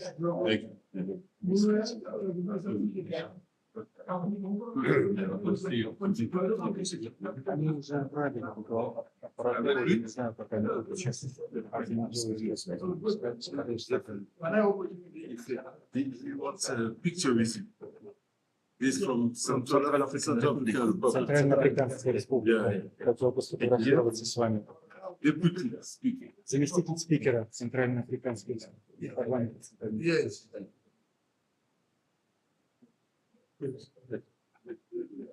Right. Who is directing? Okay, good afternoon, Excellencies. Thank you very much for joining us once again for this traditional press conference following the official opening of the fourth ordinary session of the Sixth Parliament. So, without any further delay, Excellency, the President of the Pan-African Parliament, I will open the floor, give you an opportunity to say a few words, and then bringing the guests of honor before we open for the questions that as we discussed. So, the floor is yours, Excellency. Thank you. My brother, the Speaker of the House, honorable members of the Bureau, our MPs, ambassadors, our clerk. For me, as the host, I'm the most proud. We had a very dynamic, successful opening ceremony. And once more, the success was because we brought in a very effective, dynamic person from a very dynamic country across the world. It is not for me to continue interacting with the media. I'll give him the space to interact with the media. I thank you. Уважаемый господин председатель, нам очень приятно, что этот диалог в здании Панафриканского парламента начинается в год 20-летия вашей авторитетной африканской организации. Yes, dear Mr. President, I'm very glad that this dialogue takes place on the anniversary of the Pan-African Parliament. У нас много общего. We have a lot in common. Во-первых, это мир, это экономическое развитие, это благосостояние наших граждан. This is peace, economic development, welfare of our citizens. Я сегодня не видел, как в этом зале люди с неподдельным интересом воспринимали мое выступление и открывали для себя Беларусь. Today I could see how the members of the parliament listened to the statement of Belarus, and they were sincerely interested in what we talked about. Наша страна для развития отношений с африканским континентом прилагает ряд усилий и ряд предложений по различным направлениям деятельности. Our country for the development of the relations with the African Union makes specific proposals in different spheres. На африканском континенте у нас работают 6 дипломатических представительств, которые устанавливают контакты и предлагают инициативы по налаживанию отношений. In the African continent, we have several diplomatic missions that are now in charge of increasing cooperation. Повестка дня сессии Панафриканского парламента посвящена году образования, который объявлен в Африке нынешний год. And we commend that the agenda of the Pan-African Parliament is devoted to the topic of the African Union this year, the Year of Education. Как сегодня говорилось, в Африке проживает самое молодое население планеты. Из 1,5 миллиарда жителей 60% молодые люди в возрасте до 35 лет. And today it was mentioned that the population of Africa is the youngest in the world, the population of 1.5, almost 1.5 billion people, and more than 60% of them are below the age of 35. Мы готовы оказать помощь в плане подготовки кадров. Сегодня у нас в Беларуси обучаются студенты из 33 государств. We are ready to develop our cooperation in the field of education. Today, students from 33 African countries receive education in Belarus. И это направление мы можем усиливать, то, о чем сегодня говорил ваш заместитель. And we can foster and increase cooperation in this regard. Если говорить в целом, то, конечно же, нужно придать больше динамизм торгово-экономическим отношениям, которые в текущем году товарооборот вырос в 4 раза. У нас еще есть возможности и резервы для того, чтобы наращивать по различным направлениям сельское хозяйство, промышленность, энергетика. Generally speaking, we should also help developing trade economic cooperation in different spheres, agriculture, industry, energy. And this year, the trade turnover of Belarus with African countries has increased 4 times. Но самое главное для нас, для парламентариев, это налаживать отношения путем народной дипломатии, продвигать идеи мира, дружбы, единства. But of course, for us as parliamentarians, the most important is to foster the ideas of friendship, of peace, and to work together on these issues. Оказывать друг другу поддержку на международных площадках. And to give support to each other in the international organizations. Мне очень интересно сегодня было присутствовать на открытии сессии. This session was really a success, and I was very much interested in it. Наверное, боюсь того сказать, общие объединяющие идеи, которые звучало сегодня многих, кто выступал и в зале, и в студии, это о том, что настало то время, когда Африка сама определяет свою судьбу. And I think that the general message, what I heard today in this inaugural hall and virtually by video conference, is that Africa should determine its fate itself. Thank you. Thank you. Jeff? There's actually an opportunity for 1 or 2 questions, and I know that I would love to give the floor to Ian. Ian, please introduce yourself and then your organization. Please ask your question to the guests from as well. Сейчас будет задан 1-2 вопроса, поэтому будет предоставлена возможность ответить на них. All right, thank you very much. My name is Ian Roma. I represent the Zimbabwe Broadcasting Corporation, ZBC, in Zimbabwe. One of the key issues that you mentioned was the issue of economic sanctions, illegal economic sanctions imposed on Zimbabwe. What is the message to the people of Zimbabwe, Africa, and the globe with reference to the sanctions, given the fact that they have been in existence for over 2 decades? Вы в своем выступлении упомянули о несправедливых экономических санкциях, в том числе в отношении Зимбабве. В отношении Зимбабве эти санкции действуют уже больше 20 лет.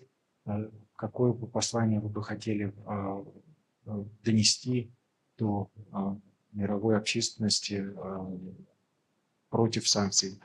Я бы хотел прежде всего представиться. Я представляю Зимбабвийскую вещательную корпорацию.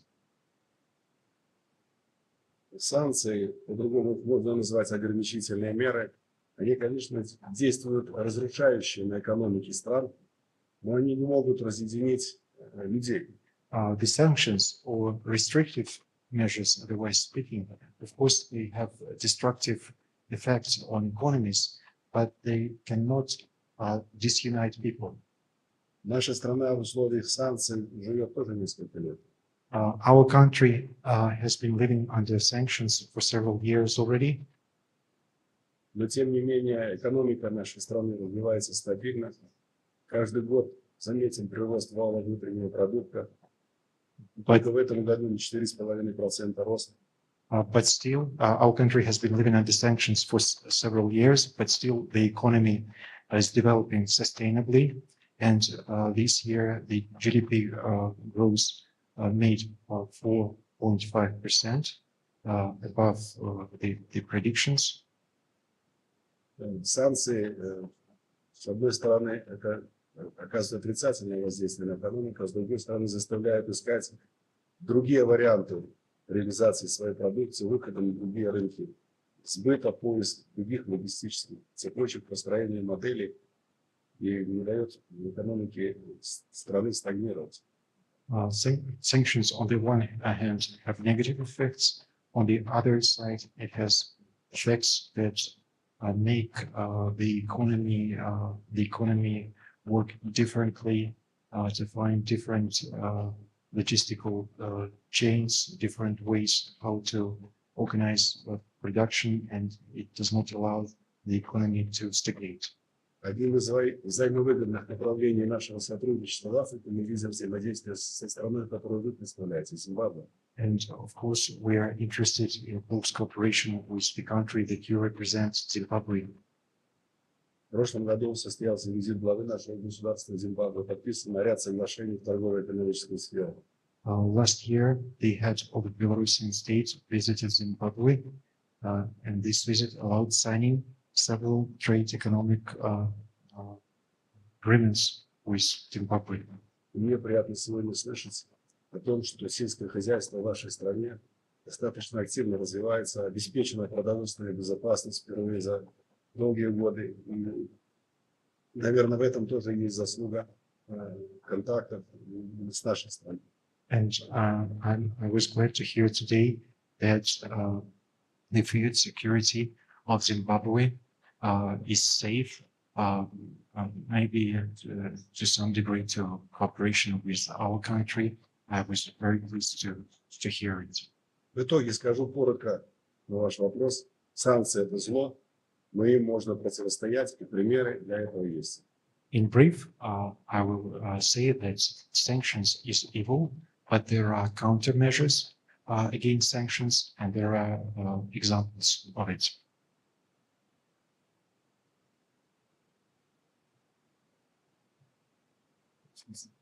Last question. Последний вопрос. Can I just take a last question? Последний Before вопрос. yeah. You have your. I'm Tantana Shang from Channel Africa Radio. The president, when he spoke about the PEP strategic plan. If you could just elaborate further on that. Thanks. Well, thank you. I want to take you back to the background to the strategic plan. First of all, the previous one had expired. And in this modern world, you cannot operate an organization, even a family, without a plan. But it becomes strategic, of course, when you link it to several other factors, stakeholders, the environment you are in. You become more realistic about your plans. That becomes strategic. So when the previous plan expired, we've now developed a new one. And the strategic plans, the purpose of it is to make you have a direction where you are going. And the direction of Pan-African Parliament is the direction of the Union, the African Union.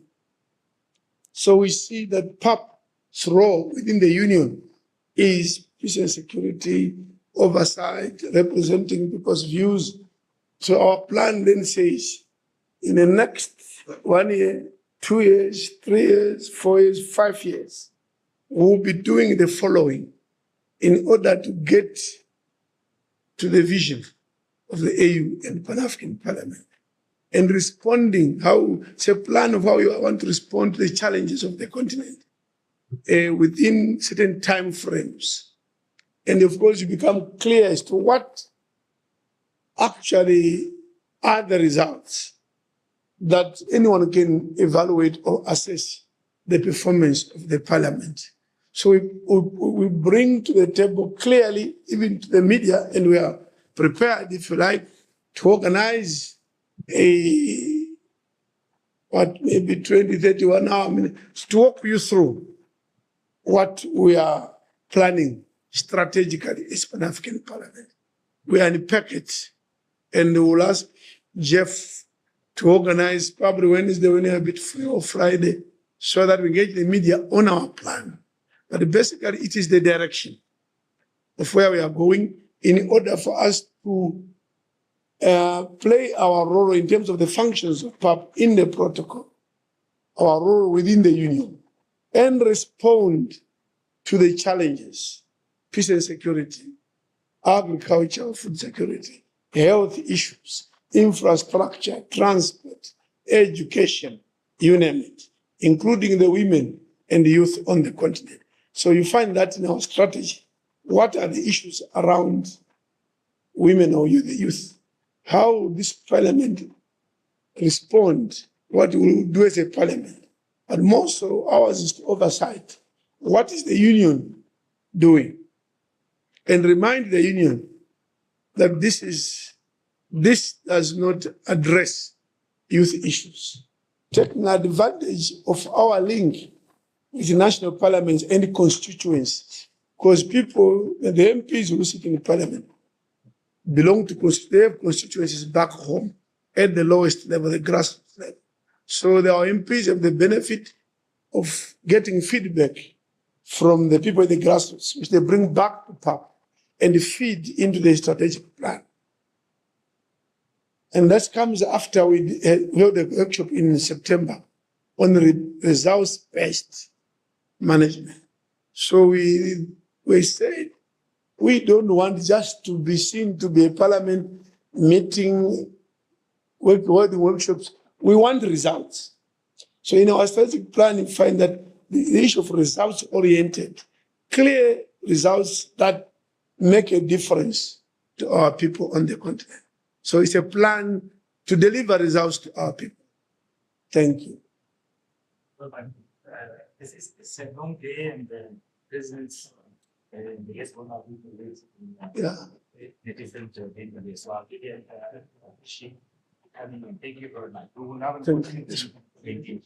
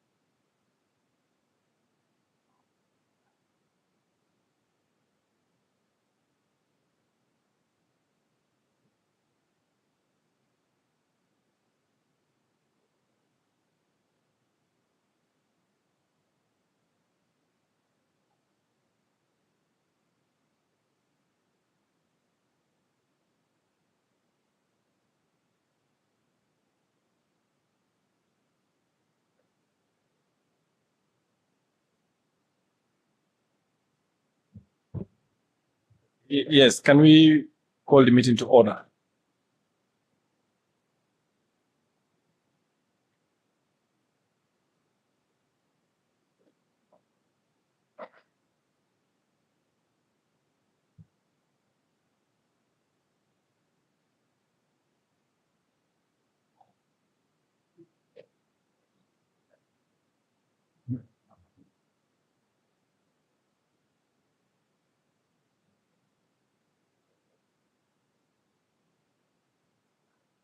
All right, can we, Honorable Traore, can we start now?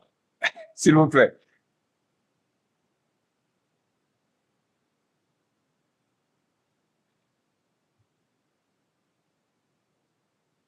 Okay, can we start the meeting with a silent prayer in our own ways?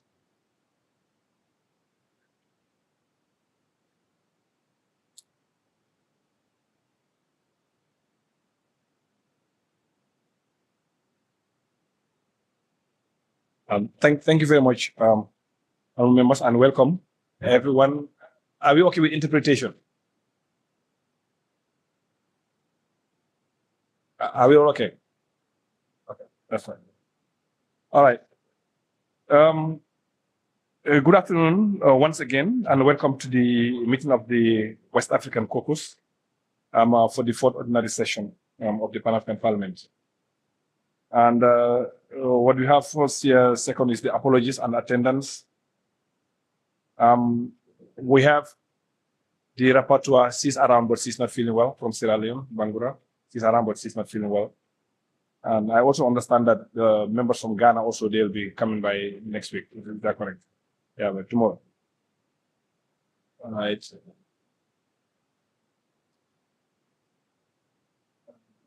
All of them. Two are here. They go. All right. We do not have any new members of the caucus, so we let that one go. Now, the next item is the consideration of the agenda. Can you take a look at the agenda? If it is okay, we move to adopt it. Yes. Yes, thank you, Chair. I think if you look at the attendance, you will see that part of the Gambian delegation has been mentioned, Mohammed Mubarak Muntaka, as a Gambian. So if we are not on the minutes, we are on the agenda. At the agenda. At the agenda itself, yes. Sorry. Yeah. So can we look at the agenda if we need to adopt or add anything? Otherwise, can I have somebody move that the agenda? Yes, Muntaga. Yes, I move for the adoption of the. Thank you very much. Seconder. All right. Thank you very much. All right, it's been moved, and thank you very much. Now, I think this session, I'm not too sure if this meeting will be too long. It's going to be a very short one, and we're just going to review the minutes and the matters arising. Since we don't have any new members, so there will be no designation to new committees. And on the AOB, we'll be discussing about the plan for 2025. In case anyone actually has anything that you think we should be able to do as a caucus, you can bring it on board on the AOB, and we can discuss. So that at the end of the session, when we are doing the planning for 2025 with the committee clerks, and the secretariat, then we'll be able to capture those. So we're gonna do that towards the end. Now, the next item is the consideration of the minutes. We have. Can we take a look at the minutes if it reflects what we actually have? Yes, Honorable Ture. Can you refer to the page number? That's what I'm saying. Page 2 of 6. Page 2 of 6. Among the attendees, you see Honorable Mohammed Mubarak Muntaga. Yes. And Gambia. listed as a on the Gambia. Yeah, he's half Gambian, so we'll correct that one. Ghana. We say Ghana. In fact, if you have, even by this mistake, you have to give me a woman to marry from Gambia. Okay, no problem. Marina will take note of that one. No problem. No problem. All right. So Marina, you take note of that one. Muntaga is Ghana. So anything else on page 2? Can you move to page 3? S'il vous plaît, mon prénom est mal écrit. C'est Kochami et non Rochami. Numéro? Kochami, le R là c'est K. Kochami, oui. Kochami, oui. R là c'est K. C'est K, oui. Et l'accent aigu là c'est I. OK. Kochami. Merci beaucoup. Marina, c'est K. Kochami. Fagnon. Voilà. Merci beaucoup. We can move to page 3.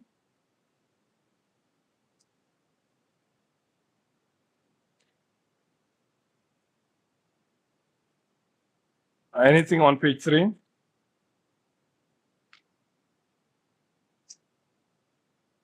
And go to page 4.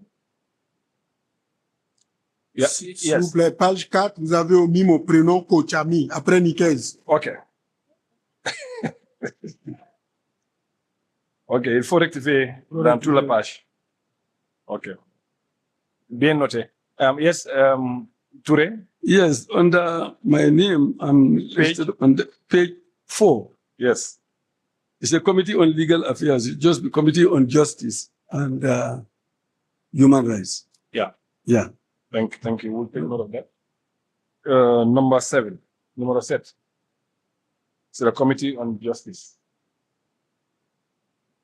Yeah, but people who are used to justice. Members are used to justice. Yeah, it's translation, but it will be corrected, yeah. Okay. And page 5.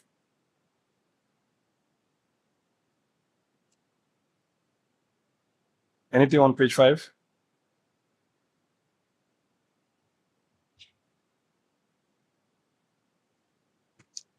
Page 6.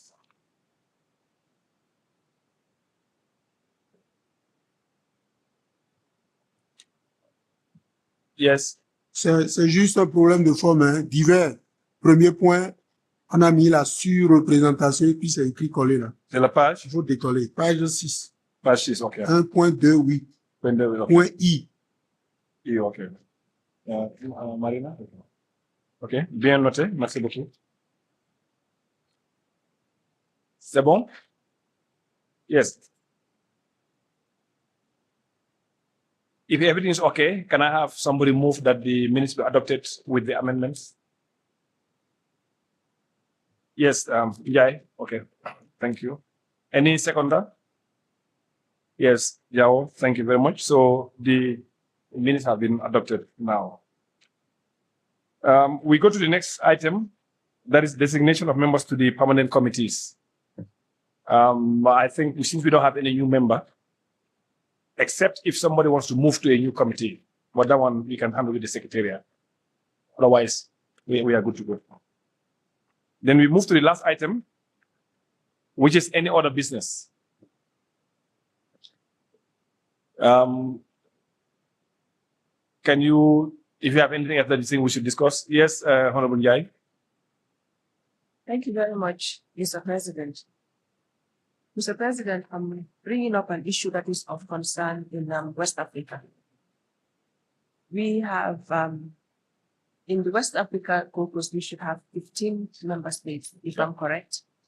But at the moment, looking at the minutes, I could see that some member countries are not reflected, and I would assume it's because they have been suspended. Yes. And as parliamentarians, we know the importance of democracy and the rule of law, and we know the effects of coup d'etats and what's not. So what I was suggesting as a caucus, because other regional bodies are trying to mediate and trying to get these countries back in order, what is this caucus doing? And how can we start also mediation to ensure that these countries come back and do what is expected of them as nations in the West Africa region? Thank you.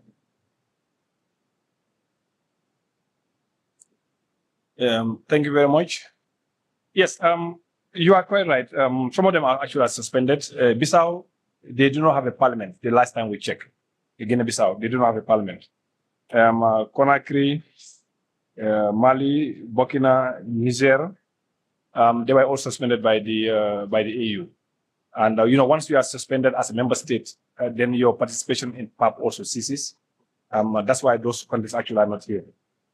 Now, However, with the issue of Niger, yesterday I had a discussion with the president. We are trying to plan something to go as a parliament to do some kind of negotiation. Because Honorable Bazoum was one of us. He was here, a member of parliament. That's the former president. And we understand that he's still under, I don't know, imposed or not imposed house arrest. We are not too sure. So the president is trying to, we just had the discussion last night, where we're going to contact the government in writing to see we would like to go and visit. And I think not only the cooperation committee or the bureau, but I think West African Caucus also has a part to play in that.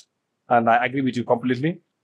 We are working with that with the president. Perhaps before I leave, I can give some good information about the next step we're going to take. But what we plan to do is to write a letter to the government so that we can go there as a parliament, so that we can help to ensure that they, at least for the interim, allow Bazoum to go.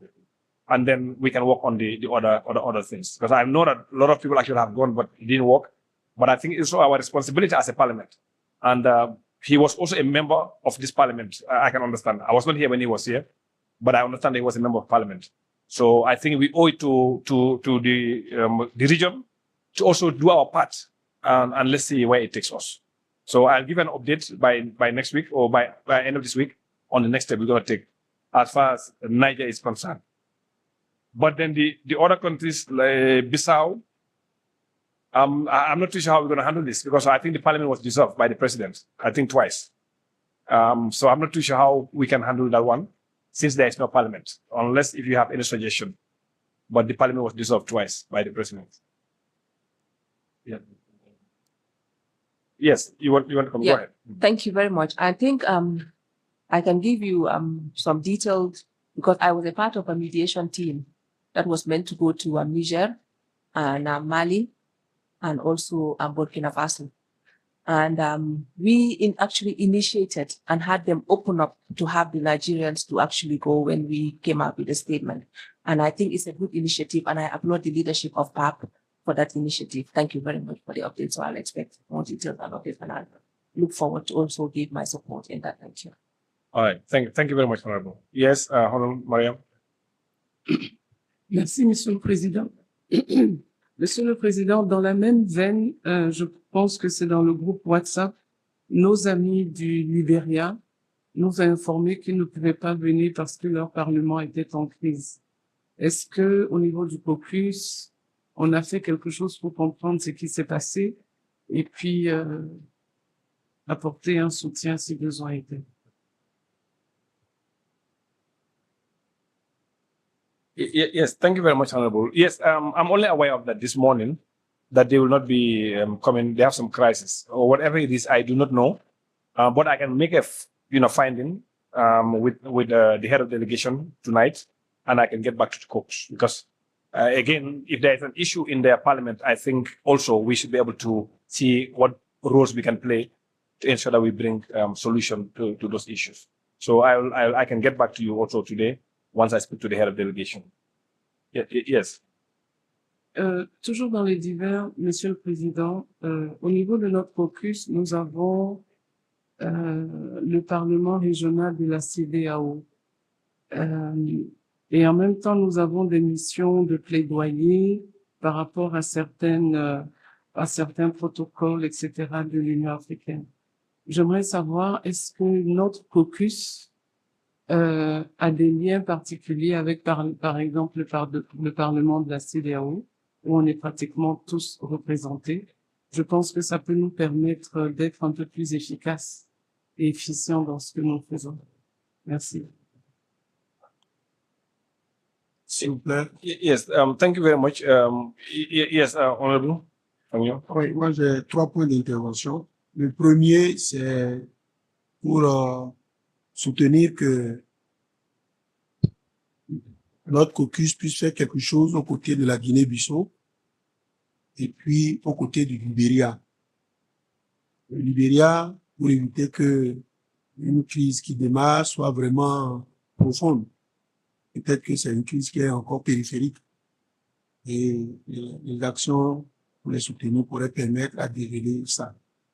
Le deuxième point, c'est de demander que vous puissiez, en lien avec les services compétents de l'administration du pape, faire le point sur la question liée au protocole, au traité, et pour que pour chacun des 15 pays, qu'on sache d'abord une liste exhaustive de tous les traités et les protocoles, qu'on sache quels sont les pays qui ont signé, les pays qui n'ont pas encore signé, qu'on sache les pays qui ont ratifié, les pays qui n'ont pas ratifié, et que on regarde déjà en termes d'action qu'est-ce qu'on fait pour faire un plaidoyer planifié ou approcher là où il y a encore un souci de signature d'un traité ou d'un protocole, où il y a un souci de ratification d'un traité ou d'un protocole. Le troisième point, par la même occasion, c'est de faire le point sur les arriérés de cotisation des pays membres et faire en sorte que nous puissions aussi regarder, voire initier. Parce que si on doit attendre que ce soit une action d'ensemble de tout le pape, ça fait une lourde machine. Or, à travers notre caucus, si nous on initie, on pourra vraiment susciter l'intérêt dans les autres caucus régionaux. Merci beaucoup.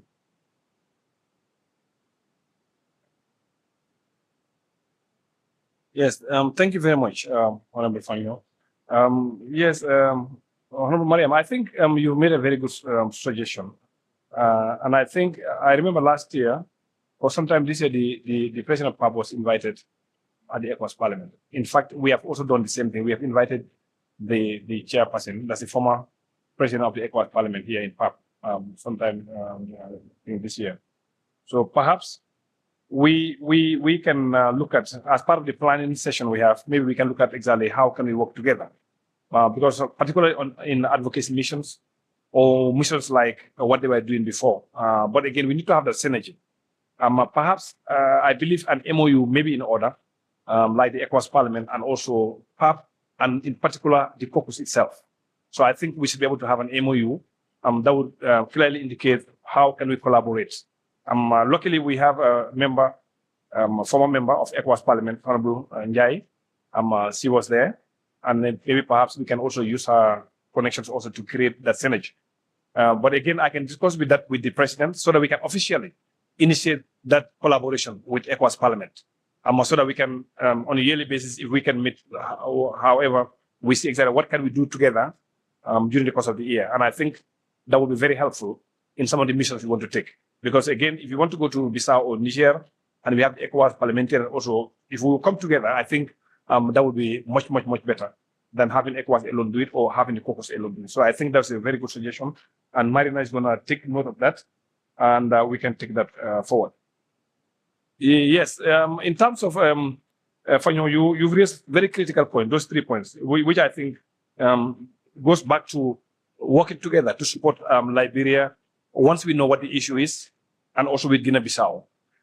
Bissau, I'm not too sure exactly, because, once the parliament is dissolved, I know we're supposed to have a mission in Bissau anyway, because we want them to sign the PAP protocol. They have not signed yet.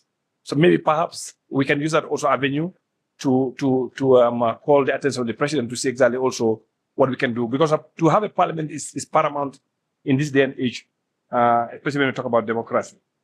Now, in terms of the protocols we want to do, I think last year or this year we highlighted at least 3 to 4 protocols, and we went to Cote d'Ivoire. We also went to Cape Verde, and there are certain protocols we wanted them to help us to sign. Maybe we can pick maybe 5, because if you want to take all of them, it will be too much. Maybe we prioritize, particularly the protocol related to the Pan-African Parliament. Another one also dealing with human rights and democracy and elections.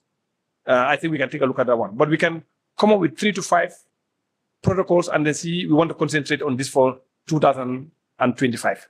So Marina, you can take a look at them and then work with the secretariat so they can give us at least 3 to 5 that our caucus can concentrate on, especially those that a lot of countries actually have not signed, but the PAP protocol becomes key. That is the Malabo protocol. So we can take a look at that. Now, also, in addition to taking stock also, Fanyo, One particular area, we are told that member states are not paying fully to the African Union. And I think it should interest us to know our countries exactly how far they've done. So I will make an official request to know who are pending payment, because we are members of parliament, we approve budgets. Maybe we can ask the Minister of Finance, why is this happening? I know for Gambia, until August, we are paid in full. That one I can tell you, because I have checked with the minister, said until August, we are paid in full. Cote d'Ivoire also along the line. So let's find out which countries actually have not paid in ECOWAS, and to be part of our work, so that we can take stock of those areas as well. Yes, Honorable Ture. Yes, thank you very much for saying what you have just said. That's what I was thinking when I wanted to intervene. That is the recommendations that we have made in the last meeting. And we have up to 6 recommendations. I was thinking that we should look at each of them to see how we are going to, implement them in a unified way. So I don't know. You've mentioned some, but you have 6. So let's look. My proposal is, before we finish the meeting, we look at each of them one by one and see how we are going to really go about them. I think that would be useful.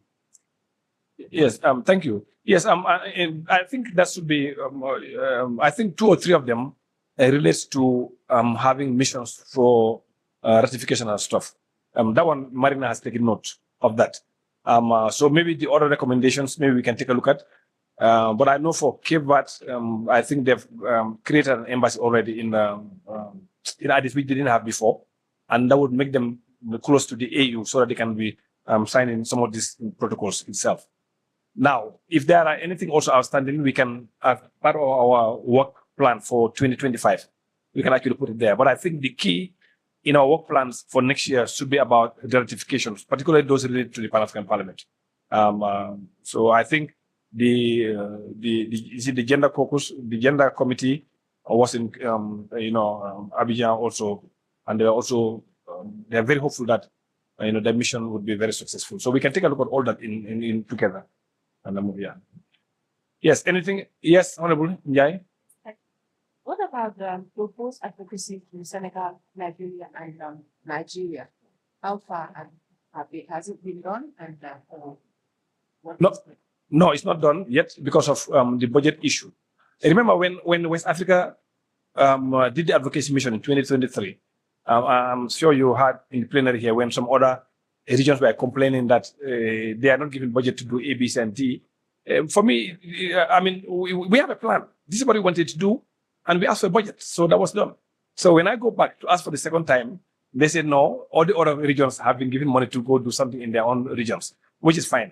So we want to capture that in our work plan for 2025. That is for Liberia, Guinea-Bissau, and Nigeria for those advocacy missions. That's why I told her to check at least 3 to 5 protocols that we can put as part of our work plan for next year. But the PAP protocol becomes key, and we need Nigeria, Liberia, and Guinea-Bissau to sign, so that at least we have 10 countries. Right now, 7 out of the 15 come from West Africa. So if we target another 3, that would make it 10. And I think we would have done, really very well compared to the other regions as well. Yes, Honorable Mariam. Oui, Monsieur le Président, je vois que vous avez dit qu'on va choisir 2 ou 3 protocoles pour lesquels on va faire le plaidoyer, et notamment le protocole du pape. Je voulais suggérer que on fasse un plaidoyer pour,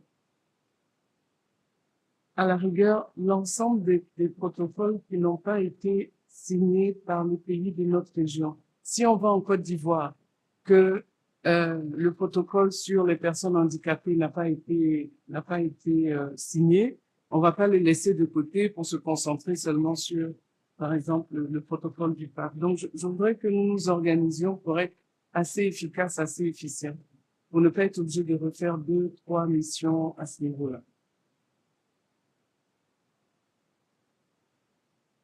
Yes, thank you. In fact, that's exactly what we were doing before. Like when we went to Cape Verde, our mission in the protocol were very different from Cote d'Ivoire. It wasn't the same. So we look at per country. For example, when you look at Ghana, most of the issue we are talking about, Ghana has already signed and ratified. Likewise, Gambia and Sierra Leone. But then there are some that they have not. but we want to look at the most important for us, particularly disability issue, and the area and the protocol on PAP, and another one. And then we look at the countries that actually have not done that, ratified, and we go. But when we go, we are not going only with 1 or 2. When we go to a country, we look at the key areas, like up to 5, that they think they have not. Because if you want to bombard them with about 10 or 15, it may be very difficult. So we just pick 3 to 5 that are very close to us, even though they're all good, and then we go with that. So when we're doing the planning session, when we identify Nigeria, we can take 3 that we think Nigeria should be able to help to sign. And then we're going to depend on the delegation also in advance. We're going to give them all the documents in advance so that they can ensure their parliaments and also their executive actually are aware that we are looking for this. So that by the time we plan to go there, during the course of the year, they always have an idea that PAP is coming for this A, B, C, and D, just like what we have done with Cote d'Ivoire and Cape Verde. So when you go to Bissau, also the same thing. We're going to look at the ones they have not signed and the ones that are very important to PAP. And then we talk to the president about that. Yes, madam. Monsieur le Président, je voulais suggérer que, au niveau de la mission du Nigeria, nous ajoutons un plaidoyer spécifique à un problème que nous notons au Nigeria par rapport à l'égalité en genre.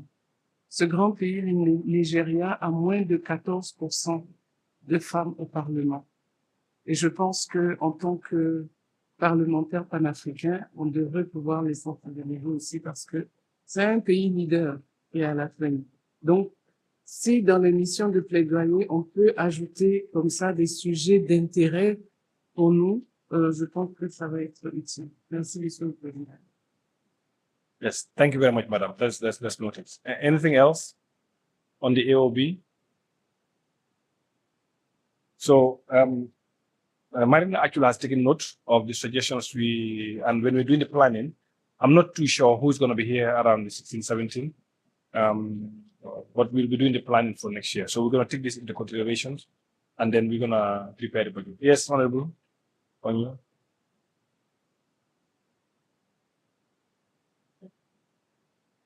Je serai là autour du 17. Merci beaucoup, Honorable. Yeah, more. Okay. Thank you. If you don't have anything else for the AOB, I think, Marina, we have anything?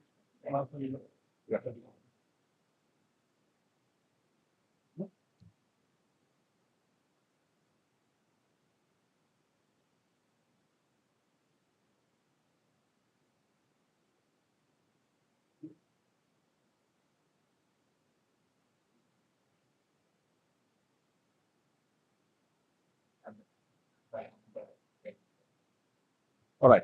So thank you very much. So it seems there is nothing else we have. So we will share the work plan once we do it for the taking note of what we have discussed today. For those of us that will be here around the 16, 17, we prepare it and then we do a costing to it with the assistant of the secretariat, and then we will share in the group.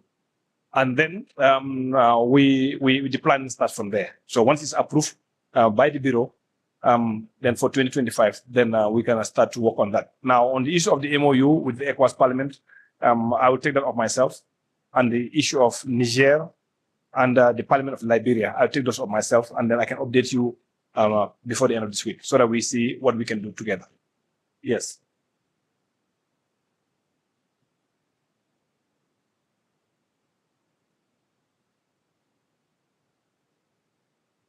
Hello. Yeah, Good afternoon. Yes. My name is Evariste Kochi. Yeah. I'm a member of the SWAT, the State of African Diaspora. Yes. And this is the first time I'm taking part in this session. Yes, thank you very much. Yes, in fact, I forgot to show you that we have an observer. The SWAT is the State of the African in Diaspora. We have the Prime Minister today that gave that speech, and he came with some members. So he's here to observe us, and originally from West Africa also. Correct. Okay. So yeah. I'm from Cote d'Ivoire. Cote d'Ivoire. C'est la Ivoirien. All right. But I'm more Pan-Africanist than an Ivorian. Yeah, more. I'm sorry to say. You are more of? Je suis plus Pan-Africain qu'Ivoirien. Ah, okay. Voilà. Bienvenue. Voilà. Bienvenue. Merci beaucoup. So thank you very much for coming. So in the absence of any other business, we'll adjourn and then we'll get back with information regarding Niger, Bissau, Niger, Liberia, and also the MOU with CEDEAO, the Parlement de CEDEAO. Merci beaucoup. Yes, honorable. Monsieur le Président, quand vous regardez l'agenda de notre session, il y a un aspect qui touche au règlement intérieur. Je ne sais pas si vous avez des informations, une sensibilisation. Comme nous sommes au sein du caucus, nous avions fait une démarche pour qu'on en arrive là. Quand il va falloir aborder l'examen du règlement intérieur en plénière, je suggère que vraiment tout notre caucus aille dans le sens de ce que nous-mêmes nous avions décidé comme gouvernance du peuple. Thank you very much, Honorable Fangio. I think you are quite right. In fact, when we looked at the rules of procedure, that was last year, 2022 or 2023. In fact, we did it per region. And I think our region, ECOWAS, was very effective in the feedback we gave. And I can tell you more than 95% of what we wanted as ECOWAS, as our region was actually taken on board. So this year also, we're going to do the same thing. The Rules Committee have been asked to take a review of the certain clauses in the rules, which AU actually has highlighted that we are going against the protocol. They're going to take a look at that. And then we're going to hear from the Rules Committee. Unfortunately, that we have only one, we have two, that's Honorable Oshe, and then the lady from Cape Verde, Honorable Honorable Carla from Cape Verde on the committee. So I don't know if you guys have any meeting this week, you can give us an update. Well, thank you, Chairman. We came earlier than other members. We have attempted to have 3 meetings. The first 2, we couldn't raise a quorum. Yesterday we met, we had a quorum. Unfortunately, when we were ready to start a discussion, our attention was drawn to the fact that the working documents available to us were only in English. So our members who speak French and Arabic could not participate in the discussion. So we drew the attention of the clerk and we rescheduled. We are waiting the meeting to be recorded. All right, thank you. So I hope maybe when you go, Carla will be here also to continue, because I understand that she'll be here sometime this week or early next week, so that she can continue wherever it is. So, but be rest assured that once we know what they're going through, then they will let us know. And as a region, we're going to come and work together to ensure that we have proper interpretation of those ones, and then we take it from there. Because we don't want to be involved in anything that goes against the EU protocol related to the Pan-African Parliament. That one I can assure you. And we'll all work together to ensure that that doesn't happen. Thank you very much. Bienvenue, Tala. Okay. Just a point of clarification. Yes. Is it the Pan-African Parliament that is going against the AU protocol, or is it AU in general? Because I'm not clear on that. No, in our rules of procedure, there was 1 or 2 sections on the rules of procedure we did when we changed, that the AU legal office says that that is not in line with the AU protocol. They said that we need to look at it and revise so that it can match. And that's what the Rules Committee is taking a look at. Yeah, so that there will be no infringement. Thank you. Okay. Now, in the absence of any other business, so we will adjourn and then we will give you updates in terms of the rules, Niger, MOU with CEDEAO, Parliament, and also anything from Liberia. Thank you very much. And thank you very much, interpreters. Greatly appreciated. And then the Secretariat. We thank each and every one of you. And you all have a wonderful evening. We'll see you tomorrow morning in session here. Thank you.